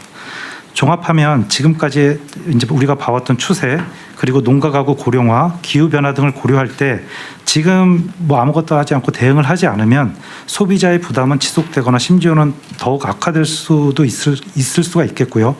단기적으로는 할인 지원, 할당 관세 등을 통해 물가 안정을 도모하되 보다 근본적으로는 유통구조 효율화, 생산성 재고, 또 필요에 따라서는 수입 등을 통한 공급 채널 다변화와 같은 구조적 대응을 병행할 필요가 있다는 말씀을 드리면서 제 발제를 마치겠습니다. 이게 이제 복합적으로 여러 원인이 있을 수 있죠. 당연히 뭐 온갖 요인이 있겠죠. 수입 규제라든지 농업 보호 정책이나 아니면 뭐 농지의 소규모 영세농의 문제 이런 게 있을 수가 있는데. 제가 사실은 이게 만약에 그냥 그런 구조적인 문제라면 우리가 대책을 논의해봐야 의미가 별로 없잖아요. 그렇죠? 그런데 이제 제가 계속 1페이지에 누적 물가 상승률이 계속 눈이 가는데 23년 대충 보니까 22년 12월이 지나고 23년도부터 본격적으로 확 벌어졌거든요. 이게 지금 다른 부처 보고할 때도 한번 감안을 해 보셔야 되는데 제가 어느 날 보니까 제가 전에 한번 그런 얘기했는데 사과값이 올랐잖아요. 그런데 배값이 올라서 예를 들면 뭐 그래서 그때 농산장관 얘기는 하면 그 대체 효과 때문에 그렇다. 이게 오르면 이쪽이 수요가 늘어나니까. 근데 바나나는 왜 오르냐고. 제가 그때 물어봤잖아요. 바나나는 왜 오르냐? 바나나는 수입 규제 품목도 아니잖아요, 지금. 그리고 우리나라에 생산하는 것도 아니잖아요. 우리나라에 뭐 대체 수요가 확 늘어난다고 공급 물량이 부족하지 않잖아요. 공급량을 얼마든지 늘릴 수 있는 게 바나나인데 바나나 값은 왜 오르냐, 도대체? 왜 오르는 거예요? 이제 글로벌 시장에서 우리나라가 과일 수입하려는 걸 다 알고 있고요. 예, 그러면은 이제 수입할 때도 예, 가격을 그러면 있습니다. 필리핀에서 바나나 수출할 때 일본에는 500원에 팔고 한국엔 700원 팔고 그런다는 거예요? 그럴 수도 있습니다. 에이, 그런 거는 말이 안 되지. 근데 대통령님 이 저기 23년 12월부터 요 시점은 좀 고려해야 될 게 뭐냐면요. 그러니까 그 저희가 수입 유통 구조도 들여다보고는 있는데요. 환율 문제도 좀 생각을 해야 합니다. 우리가 사실 그 지금 발표는 개방도가 되게 낮다고 하지만 우리처럼 수입 많이 하는 나라 없거든요, 실은. 그런데 그 수입을 할 때 영향을 받는 게 환율입니다. 그래서 이때부터 환율 굉장히 높았었거든요. 그러니까 우리가 이때 사과가 그렇다고 이렇게 벌어져요? 예, 그 이때 굉장히 환율이 그러니까 밀 같은 경우. 근데 제가 추측하는 이유는 이거는 정확하게 과학적으로 분석되는 건 아닌데 정부 통제 역량의 상실이에요. 정부가 작동하지 않은 측면이 강한 것 같아요. 네, 네. 예를 들면 물가라고 하는 게 사실은 담합 가능성도 높잖아요. 예. 그런데 우리나라의 유통망을 대부분 독과점 하고 있지 않아요? 특정 몇 개 가공식품 회사도 그렇고 유통 회사도 그렇고 네. 몇 군데서 독점을 하고 있어서 독과점을 하고 있어서 예. 정부가 강력하게 작동을 하면 예. 정부 눈치를 보잖아요. 예. 시장과 정부는 서로 기란 관계 있잖아요. 네. 근데 정부가 관심을 안 가져버린다든지 네. 통제를 안 한다고 확신이 든다든지 이러면 그 마음대로 막 올려버리죠. 독점, 과점하고 있으니까. 지금 이게 대한민국이 다른 나라보다 OECD 국가들보다 1.5배가 높다고 하는 거 이거 이해할 수가 없고 그중에 특히 식료품, 생활용품 이 가격만 유난히 또 높아요. 그거 이상하죠. 왜 식품만 이렇게 높냐? 식료품만. 그래서 제가 말씀드리고 싶은 거는 정부가 제대로 통제라면 좀 그렇고 제대로 관리하고 지도하고 좀 개입하면 상당 정도는 완화할 수 있지 않을까 하는 생각 때문에 그러는 거예요. 예, 대통령 말씀 그 무슨 뜻인지 알고요. 그러니까 예를 들면 지금 같은 경우에도 우리가 할당 관세를 주거나 이렇게 하면서 그 수입을 해올 때 예를 들면 이게 소비자 가격 인하로 연결되는지를 끝까지 사실 추적을 해야 하는데 그 부분이 좀 소홀한 측면이 있습니다. 그래서 저희가 그 부분을 조금 그 소비자 가격 인하로까지 할당 관세 등이 연결될 수 있도록 그 부분을 좀 챙기는. 그러니까 내가 아까 바나나 얘기를 한 이유가 사실 그건데 그럴 수 있죠. 예를 들면 한국은 사과값이 올라서 배값도 올라서 토마토도 올라서 바나나도 오르겠네. 예. 그러면 필리핀에서 예를 들면 한국 수입상한테는 700원, 200원 더 받아야지. 그러면 나 일본 사람이야? 그럼 사면 되잖아요. 이게 말이 안 된다 그 말이에요, 내 말은. 예. 양쪽에. 그건 결국은 그 수입하는 업자가 너 왜 일본 수입업체한테 500원 팔면서 우리한테 700원 받아? 라고 말할 수 있는데 왜 안 하냐고요. 그 말이 되냐고 그게. 이게 결국은 약간의 담합 요소가 있지 않냐 싶은 거예요, 제가 보기에는. 이게 최근에 식품 가격이 다 한꺼번에 많이 올랐잖아요. 네. 그래서 뭐 그때 단속 해본다고 그러고 막 했는데 잠깐 할인 행사를 하더라고 보니까. 예. 그게 뭔 의미가 있어요? 이제 마저 좀 보고는 들어보는데 저는 관점 자체가 만약에 그냥 분석해가지고 뭐 운명이지 어쩔 수 없지라고 할 게 아니고 정부가 할 수 있는 게 뭐냐. 라는 측면에서 보면 일단 정부의 통제, 개입, 조절 기능이 약화돼서 그런 거 아니냐 그런 생각이 들어서. 예, 대통령 이어서 다음에 공정위가 가공식품 그 시장 구조 분석 말씀하신 그 포인트가 바로 분석이 돼 있습니다. 예. 법제처장입니다. 그 관련해서 뭔가 한 가지만 말씀드리겠습니다. 지금 우리나라 그 물가, 식료품 물가 상승률의 주된 원인이 지금 과일로 알고 있습니다. 특히 과일이 외국에 비해서 굉장히 비싸고 그 중에서도 쉽게 물을 수 있는 딸기, 토마토, 연시감 이런 것들이 굉장히 시장이 왜곡되어 있습니다. 예를 들면 딸기 같은 경우에 옛날에는 봄 과일이었습니다. 봄, 여름 과일이었는데 지금 겨울 과일로 바뀌었습니다.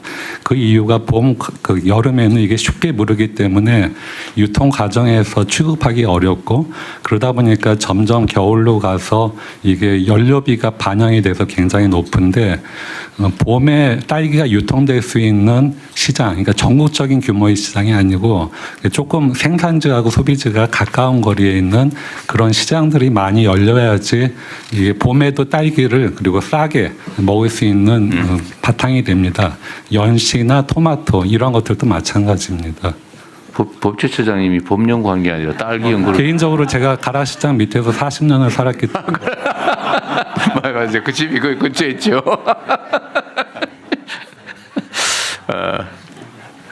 진실이 말씀드리면 그 외국 같은 경우, 미국 같은 경우에는 도시의 파머스 마켓이 매주 주말에 열립니다. 그래서 인근에서 소규모로 재배하는 상품 가치 떨어지는 모양 없는 과일들을 갖고 나와서 비교적 높은 값으로 파는데 시민들도 많이 호응을 해줍니다. 네, 다음 얘기 한번 해보시죠 그러면. 예, 대통령 지금 이제 저희들 보고가 아마 지금 한권에서 보고한 걸 또 이렇게 이어서 요약하는 부분이 있습니다.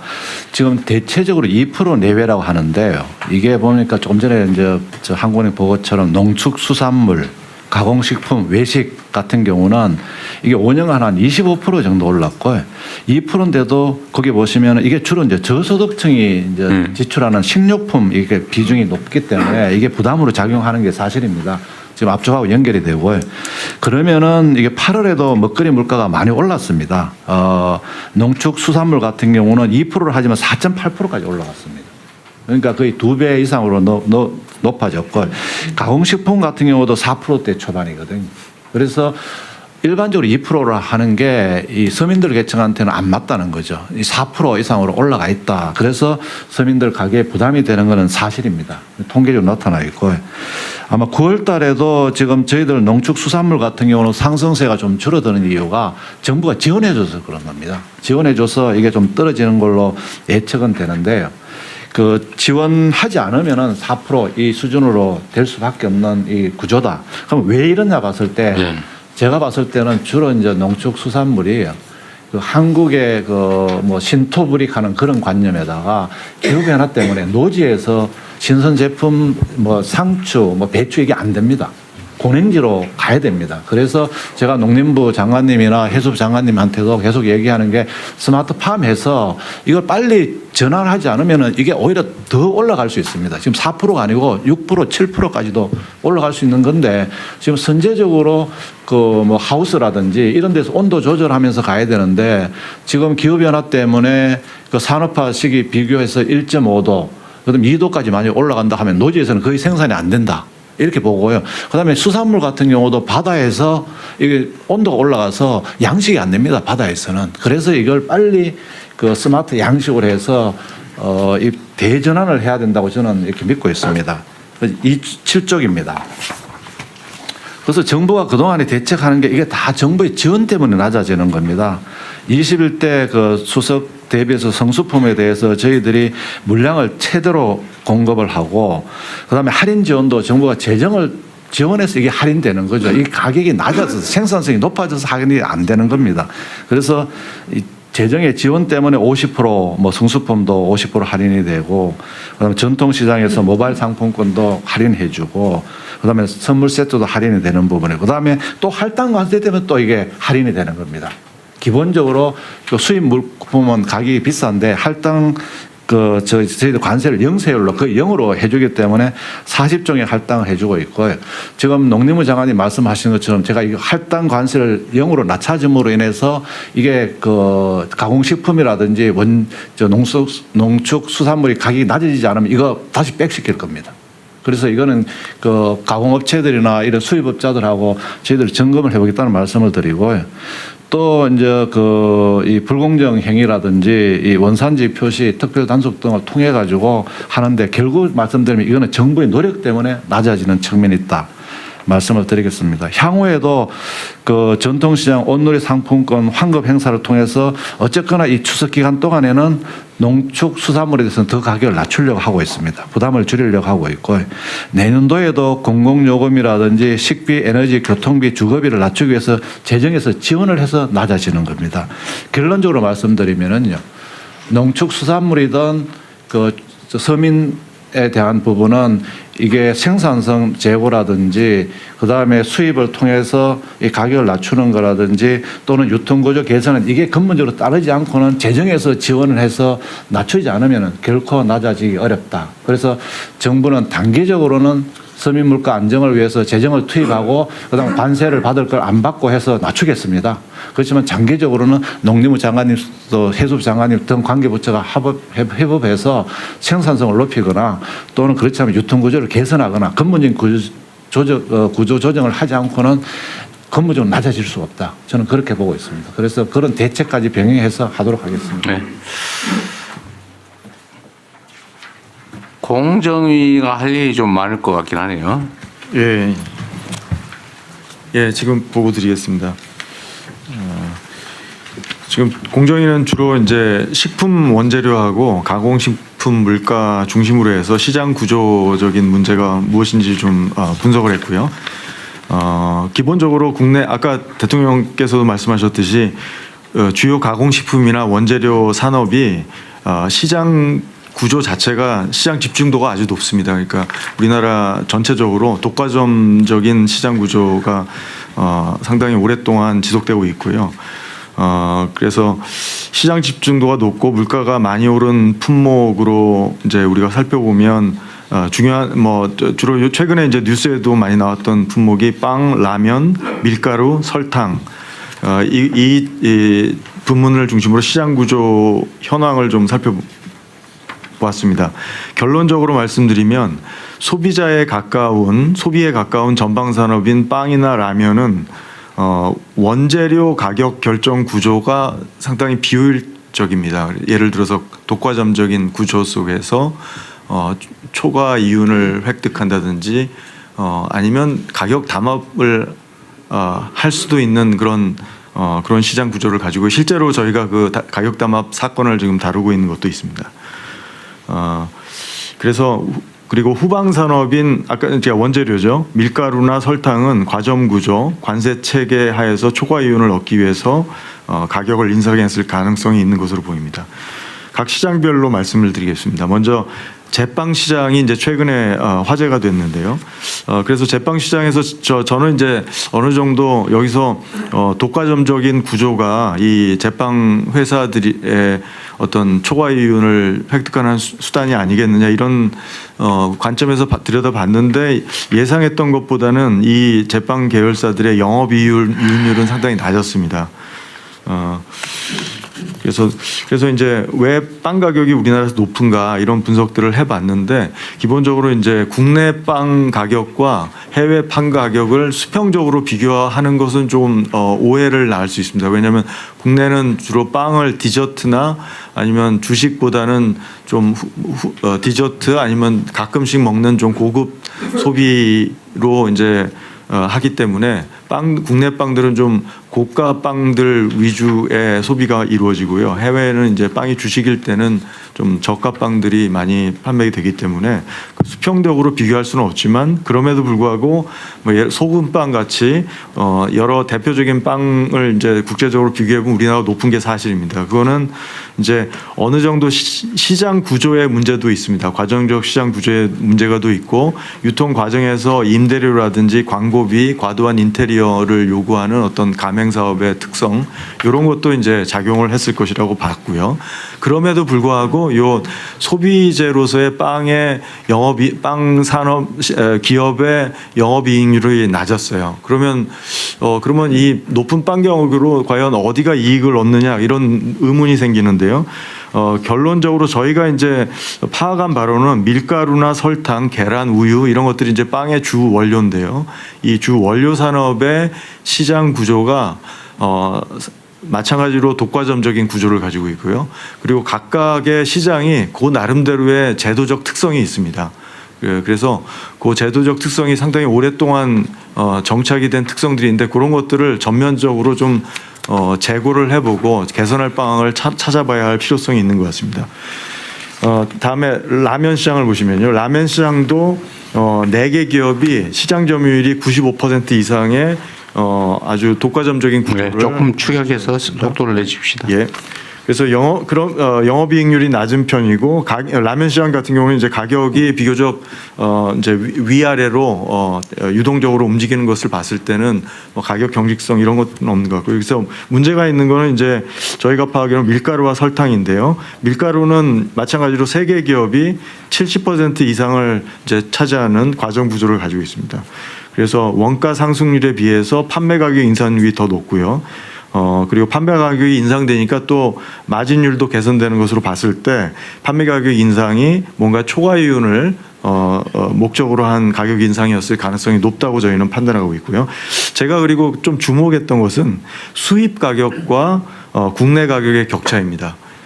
근데 수입 가격과 국내 가격의 격차가 예를 들어서 대한제분 같은 회사는 230,000원 톤당 230,000원, 그러니까 23만 원이죠. 톤당 23만 원에서 최근 4년 동안 올해는 33만 원까지 올랐어요. 그러니까 3분의 1이 오른 거죠. 그리고 마지막에 이제 설탕 시장인데요. 세계 기업이 94%를 차지하고 있습니다. 독과점 구조고요. 여기서 설탕 시장은 주로 이제 정제당 시장입니다. 원당 수입 가격이 하락하는데 설탕 가격은 계속 상승하고 있어요. 내수 설탕 시장에서 높은 마진율 실현하고 있고 영업이익률도 설탕 시장과 밀가루 시장이 그 산업의 평균보다 높습니다. 이런 산업은 사실 영업이익률이 평균보다 좀 낮아야 되는데 높아요. 그러니까 그리고 이제 설탕 산업도 수입 가격과 격차가 국내 원 격차가 31만 원에서 톤당 42만 원으로 상승했어요. 그러니까 거의 이것도 3분의 1이 최근 4년 동안 상승했습니다. 그래서 여기도 지금 이제 독과점 구조 때문에 발생하는 어떤 담합이라든지 두 시장 다 그런 위험이 상당히 높은 것으로 판단하고 있고요. 그래서 지금 이제 정제당 같은 경우에 이렇게 높은 국제 가격과의 차이가 있는 이유가 지금 높은 관세율을 부과하고 있습니다. 30% 높은 관. 그러니까 10만 톤까지는 수입을 아주 낮은 관세율에 0%에서 5% 낮은 관세율을 정해 수입하는데 10만 톤을 넘어서면 30%의 관세 물립니다. 10만 톤은 전체 시장의 7% 정도예요. 그래서 앞으로 공정위는 이런 가공식품 등 국민 생활 물가에 큰 영향을 미치는 이런 민생 밀접 품목에서 담합, 불공정 거래 행위 등 경쟁을 가로막는 행태를 계속 모니터링하고 문제가 있다고 의심이 되는 부분에서는 직권 조사를 강력하게 해서 엄중하게 감시할 예정이고요. 위법 행위에 대해서는 단호하게 대처할 예정입니다. 그리고 좀 더 경제 분석을 좀 장기적으로 그리고 미래 선제적으로 그리고 체계적으로 좀 해서 시장 구조, 거래 구조, 뭐 할당 관세 같은 어떤 무역 제도의 어떤 정책 효과 이런 것들을 좀 지속적으로 모니터링해서 오래 지속되는 어떤 시장 구조나 거래 구조 이런 것들은 뭐 시대가 바뀜에 따라서 바꿔야 된다고 생각하고 있습니다. 최근에 이제 설탕 가격 담합 사건 같은 경우는 조만간 이번 달 10월 중에 최종 이제 조사 결과가 나올 것이고요. 거기에 따라서 이제 조속히 조치를 취할 것이고 최근에 또 돼지고기 가격 담합 사건도 조사가 지금 마무리 단계고요. 최종 조치를 조만간 발표할 예정입니다. 계란 가격 역시 불공정 행위가 있는지 지금 조사 진행 중이고요. 신속히 마무리할 예정입니다. 밀가루 가격 같은 경우는 지금 아까 말씀드렸듯이 국제 가격과 국내 가격이 너무 차이가 최근 4년 동안 30% 이상 증가했기 때문에 이 부분은 집중적으로 지금 모니터링하고 신속하게 엄정하게 조치할 예정입니다. 이상입니다. 그 밀가루 산업은 그 밀을 수입해서 밀가루를 만드는 거예요? 예. 밀가루 자체를 수입하는 게 아니고요? 밀가루도 만들고요. 밀을 수입하는 밀의 비중이 상당히 높은 걸로 알고 있습니다. 80% 이상. 국내 밀가루 제조 회사가 독점화돼 있다. 예를 들면. 네. 그러면은 밀가루 자체를 수입하는 건 어려운가요? 그 부분은 제가 지금 아직 파악을 못 해봤는데요. 네. 지금 지금 수입 가격과의 격차가 지금 이렇게 나는 걸 봤을 때는 분명히 어떤 무역 장벽이 있을 것 같습니다. 그러니까 그게 힘없는 서민들 식품 가격을 올려가지고 뭔가 과도한 이익을 취하는 게 만약에 있다면 네. 과거에 담합 사례들이 있습니다. 밀가루 시장, 설탕 시장 전부 다 과거에 담합 사례들이 있습니다. 이런 걸 통제하는 게 정부 역할인데 네. 공정거래의 역할이 앞으로 좀 중요할 것 같습니다. 예. 그리고 우리나라는 물론 기업들 규모가 너무 작아서 그러긴 한데 독과점 기업들에 대해서 강제 분할이나 이런 걸 미국에서 많이 하잖아요. 네. 우리나라는 그런 제도가 있나요? 지금 뭐 지난번에 뭐 정책으로 지금은 일단 공정거래법 상으로는 없습니다. 한 번도 그런 사례를 본 일이 아직 없어가지고. 그렇지만 이제 시정 명령을 좀 더 과거와는 더 적극적인 시정 명령을 할 수 있습니다. 그런데 시정이 기업 분할 시정이 어떤 시정을 말하는 거예요? 그러니까 예를 들어서 뭐 가격 내려라 이런 것 결합 상품 같은 경우는 이제 어떤 과징금을 이제 이렇게 처벌하기 전에 사전적으로 시정 명령을 통해서 문제를 해결하면 소비자들에게 피해가 이제 좀 더 일찍 피해를 막을 수 있는 예를 들어서 시정 명령의 내용이 어떤 거예요? 불공정 거래에 대한 어떤 행위를 그러니까 예를 들면 어떤 거냐고요? 그래서 끼워 팔기라든지 끼워 팔기라든지 아니면 뭐 가격 차별을 통해서 과다하게 뭐 그 소비자들을 가격 조정 명령도 가능한 거예요? 그거는 이제 지금까지는 많이 하지 않았지만 가능은 한 거예요? 예, 가능한 걸로 알고 있습니다. 제가 전에도 한번 얘기했는데 모르면 나중에 얘기해 주시면 됩니다. 그 설탕도 설탕 자체를 수입해요? 아니면은 원료로 수입해서 설탕을 만들어요? 이게 원당을 수입해서 정제당을 만듭니다. 근데 원당을 수입해 가지고 설탕을 만들어서 만약에 비싸게 판다 다른 나라보다라고 하면 설탕을 다른 나라에 싸게 생산하는 데서 사다가 팔면 되잖아요. 근데 만약에 설탕 수입은 금지하고 원당 수입은 허용한다. 이것도 사실은 뭔가 문제가 있는 제도 같은데 만약에 그런 게 있다면? 원당에는 관세가 없습니다. 설탕에는 관세가 설탕이면 정제당이만. 그러면 쉽게 말하면 설탕 제조 기업을 육성하기 위해서 아마 그렇게 한 것 같은데 만약에 그렇다면 근데 만약에 이 제도로 악용을 해가지고 그 문제는 이게 설탕값을 바가지를 씌우고 있다면 그건 제도를 좀 바꾸든지 맞습니다. 보완하든지 해야 되겠죠. 그러니까 이건 지금은 이제 기업 육성 때문에 있는 것은 아니고요. 지금 이게 설탕 정제당 산업이 초기 투자가 많이 들어가는 산업이라고 하고 그리고 설탕 자체가 국민 먹거리에서 차지하는 비중이 높으니까 뭔가 그런 차원에서 이제 국내 산업을 이제 보호하는 것 같습니다. 근데 과연 이 보호가 정말 지금도 필요한지는 좀 더 고려해 봐야 될 것 같아요. 그러니까요. 예.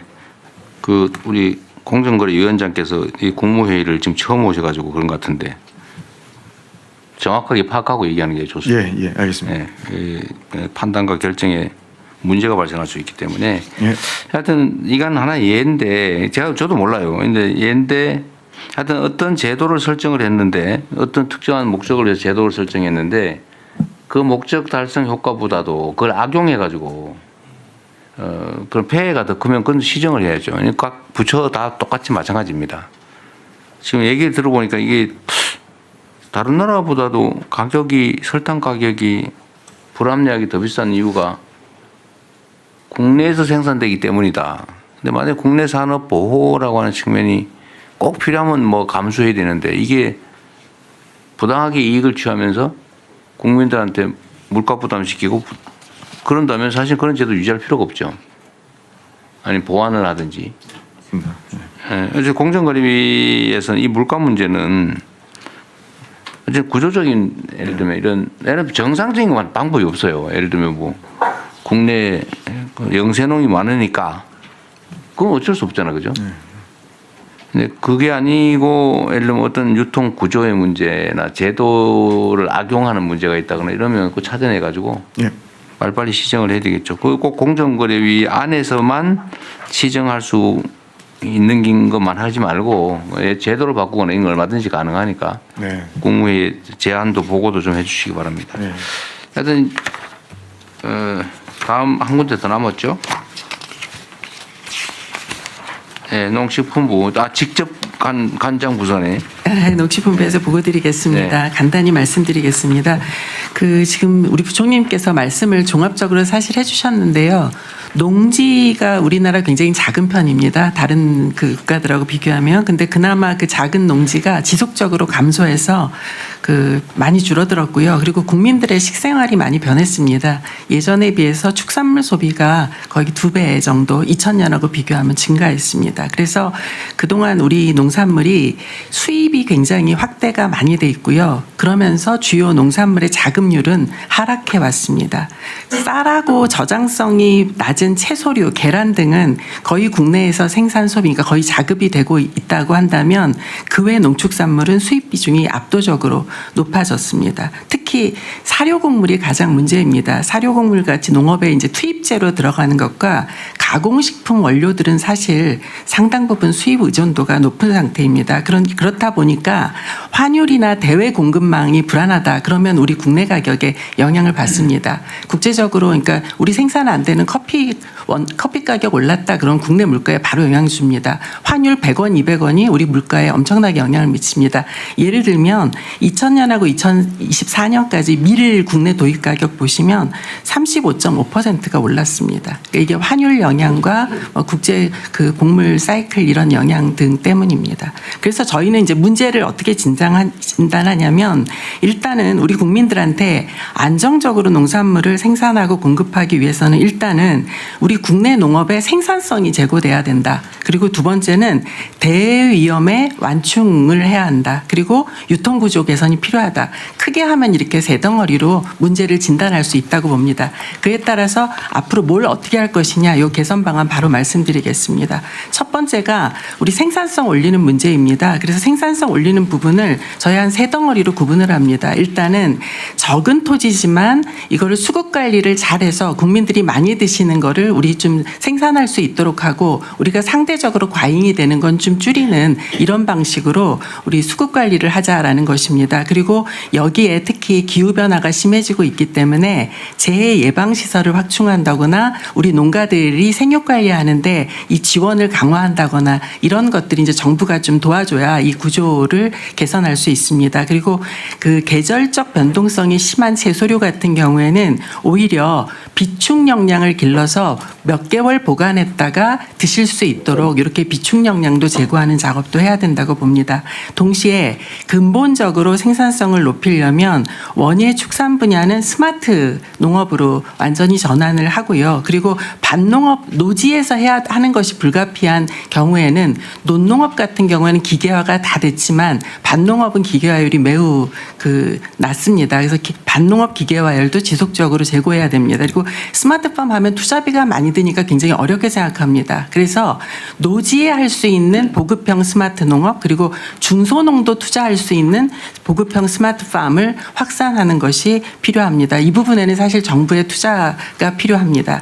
그리고 문제는 이제 인력입니다. 우리 농가들이 고령화가 굉장히 심한 상태라서 이 고령화에 대응하는 것을 저희는 크게 두 가지 방향으로 잡습니다. 하나는 농지를 좀 집단화할 수 있도록 작은 농지들을 공동으로 운영하면서 여기에 이제 첨단 기계화라든가 이모작 등을 촉진해서 생산성을 높이는 이런 방식으로 공동영농 모델을 확대하는 방향이 하나 있고요. 또 하나는 외국인 근로자를 많이 쓸 수밖에 없는데요. 이 생산 인력 지원이 불가피한데 공공형 계절 근로자 중심으로 좀 바꿔서 농가의 부담도 덜고 외국인 계절 근로자를 좀 합리적으로 운용할 수 있도록 제도를 좀 이 공공형 계절 근로자 제도를 확장해 나가자라는 것입니다. 그리고 두 번째는 대외 요인 이제 충격 완화를 위한 대응 체계인데요. 지금 말씀 주신 것처럼 할당 관세를 해주면서 우리가 사실 원료 농산물을 많이 수입을 합니다. 그런데 이것이 정말 이 수입한 것이 실질적으로 소비자 가격 인하로 이어졌냐라고 하면 사실 그렇지 않다라는 의견들이 많습니다. 그렇다면 이 부분에 대한 관리를 제대로 하는 것만으로도 상당 부분 소비자 물가를 좀 낮출 수 있다라고 보고 있습니다. 그래서 저희들이 수입 농축산물 유통 과정을 끝까지 좀 따라가 보려고 합니다. 그래서 만약에 그 실수요자 배정을 할 적에도 중간이 없이 그 가공육이다 그러면 바로 이 햄 가공업체한테 직공급을 해주고 그다음에 수입 전에 이만큼의 할당 관세를 받은 것을 얼마에 판매할 거냐라는 것을 그 제출을 하는 걸 의무화하게 하고요. 그것을 지키지 못한다라고 하면 그 다음에 위반 시에는 아예 할당 관세를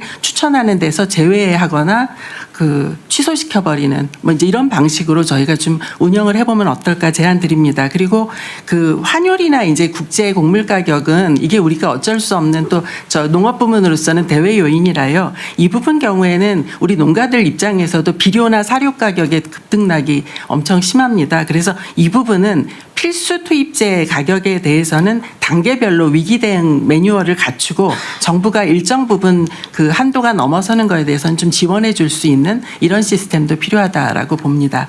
마지막으로 유통구조 개선입니다. 유통구조 개선은 한번 보고 드린 바 있습니다만 그 과일이나 그 채소류 같은 경우에는 저희가 온라인 거래 중심으로 유통 단계를 대폭 축소하면서 기존의 도매 시장도 경쟁을 촉진해서 우리 소비자가를 좀 낮추는 노력을 하고 소비자가 그 소매 유통 단계에서도 가격이 저렴한 그 소매처를 찾을 수 있도록 그런 앱도 내년까지는 개발하겠다라고 말씀을 드렸습니다. 그런데 이 채소류나 과일류하고 다르게 축산물은 좀 방식이 다릅니다. 축산물 유통이. 그래서 축산물 같은 경우에는 직매장을 운영하는 것만으로도 소비자 가격이 30% 정도 낮아집니다. 그래서 직매장을 확대하는 거 그리고 지금 저희가 아주 일부분 운영을 하고 있는데 여기고기 앱이라고 해서 그 앱을 이용하면 내가 살고 있는 근거리에서 고기 가격을 좀 확인할 수 있는 그 앱이 있습니다. 그래서 이 앱에 좀 정보를 좀 더 확대하려고 하고 있고요. 한우 같은 경우에는 사료비가 차지하는 비중이 굉장히 큽니다. 그래서 결국은 비육 기간을 한 달, 두 달 줄이는 것이 가격을 낮추는 데 기여할 수 있기 때문에 한우 사육 기간을 단축시키는 작업도 동시에 진행하도록 하겠습니다. 그래서 소비자 가격을 낮추려고 하고요. 그다음에 이제 좀 돼지고기 달걀이 또 다 다릅니다. 특히 이제 달걀 같은 것이 그동안은 생산자가 가격을 결정하는 시스템이었습니다. 그래서 시장 상황을 좀 반영을 해야 되는데 그게 여의치 않았습니다. 그래서 이번에 저희가 9월 23일부터 그 시장 수요를 반영해서 가격 책정을 하는 구조로 바꾸어서 운영하고 있다라는 말씀을 드리겠습니다. 그래서 그 돼지고기도 마찬가지고 우유 같은 경우에는 아까 공정위에서 위원장님 말씀 주셨는데 우유는 전 세계가 똑같이 생산자하고 그 유업체가 협상을 해서 가격 결정을 합니다. 그래서 그 부분도 저희가 그 소비 여건을 좀 반영할 수 이전에는 생산비만 반영을 해서 가격 결정이 됐는데 소비 여건을 반영하는 구조로 그 바꾸어 가고 있습니다. 네, 이상입니다. 그 농수산물 유통구조 개혁 사업은 예. 하고 있는 거죠? 바로 시작했습니다. 예. 그 효과가 언제쯤 나타날까요? 제 생각에는 내년부터는 좀 체감하실 수 있지 않을까라고 그래요? 생각하고 있습니다. 그 보통 쉬운 일은 아닌데. 네, 근데 우리 뭐 저희 가락시장에 우리 도매 법인들하고도 이야기를 했고 그들도 좀 동의하시는 대목이 있고요. 그래서 어떤 분은 제가 이번 주 일요일 날 장에 갔더니 대통령님 말씀하셔서 그랬는지 요새 되게 채소류 과일 가격이 안정됐다라는 이야기를 저한테 해주셔가지고 사실 근데 채소류하고 과일 가격이 그 작년하고 재작년에 비교하면 지금 굉장히 안정적입니다, 실은. 그 어쨌든 중간 유통상들 횡포가 또는 폭리가 꽤 문제라고는 해요. 네. 어쨌든 그에 대한 경고도 엄미하고 또 그때 얘기했던 대로 독점하고 있는 문제는 시정을 좀 해야 될 텐데 하여튼 실질적인 효과가 좀 있기를 바라고요. 예. 자, 다시 1페이지로 되돌아가서 아까 그 누적 물가 상승률 표를 보면 제가 계속 그 바나나 가격 얘기를 하는 이유가 사실 이건데 야 보세요. 예를 들면 외부 요인 때문이다. 아까 그렇게 얘기를 했는데 생활 물가도 우리나라 수입 재료는 다 수입을 하는 경우가 많기 때문에 다른 생활 물가도 마찬가지로 환율 때문에 영향을 받겠죠. 그런데 그런 외부 요인 때문이라면 왜 이 식료품 물가만 이렇게 많이 오르냐라는 점은 설명이 안 되죠. 외부 요인 때문에 똑같은 외부 요인이죠. 생활 물가도 그렇고 예를 들면 소비자 물가 전체 보다도 생활 물가가 더 높고 그 중에서도 식료품 물가가 더 높은데 그 시점이 2023년 초부터다. 왜? 여기에 대해 근본적인 의문을 좀 가져야 된다니까요. 이유가 있을 거 아니에요. 왜 그때부터? 아까 환율 얘기했잖아요. 농사무 장관이. 네. 식료품에만 환율이 영향을 미쳤겠냐. 또는 생활 물가도 마찬가지죠. 우리도 수입 얼마나 많이 하는데. 그것만으로 설명하기 어렵겠죠. 저는 어쨌든 이거 우리가 좀 더 분석을 해봐야 되는데 저는 이게 정부 기능에 문제가 발생했다 이렇게 생각됩니다. 정부 기능에 문제가 생겼다. 다른 이유가 찾기가 어려워요. 그리고 결국은 저는 정부가 정책이 시장을 이길 수도 없지만 시장도 정부 정책을 이길 수 없어요. 서로 그런 관계에 있단 말이에요. 그런 관계에 있기 때문에 이거 고삐를 놔주면 막 담합하고 독점하고 횡포 부리고 폭리 취하고 원래 그런 거잖아요. 조선시대에도 그 매점 매석했잖아요. 매점 매석하는 사람 잡아 사형시키고 그랬죠 옛날에. 그 뭐 고래의 진리죠. 돈에는 장사 없다. 근데 이걸 통제하는 게 정부잖아요. 정부가 눈 똑바로 뜨고 기준을 똑바로 만들어서 엄격하게 제시하고 엄정하게 관리하고 하면 정부 마음대로는 안 되지만 또 시장 마음대로 하는 건 통제할 수가 있다. 그런 생각이 좀 들었습니다. 특히 식료품 가격. 저는 가게 가서 과일 사면서 드는 생각이 이거는 오를 이유가 없는데 같이 올라요. 망둥이 뛰듯이. 망둥이 뛰면 꼴뚜기 뛰듯이. 그건 다른 이유가 있는 거죠. 시장 원리가 아니에요. 그래서 그걸 찾아냅시다. 찾아내서 서민들 물가 때문에 고통받는 거 조금이라도 줄여야죠. 그리고 영업을 하고 이익을 얻더라도 적정하게 합리적으로 얻어야지 누군가를 고통을 주면서 부당하게 과하게 이익 얻고 그러면 안 되잖아요. 보고는 다 끝났죠. 토의도 끝났습니다. 네, 토의는 끝났으니 의결하기로 하고 이제 비공개로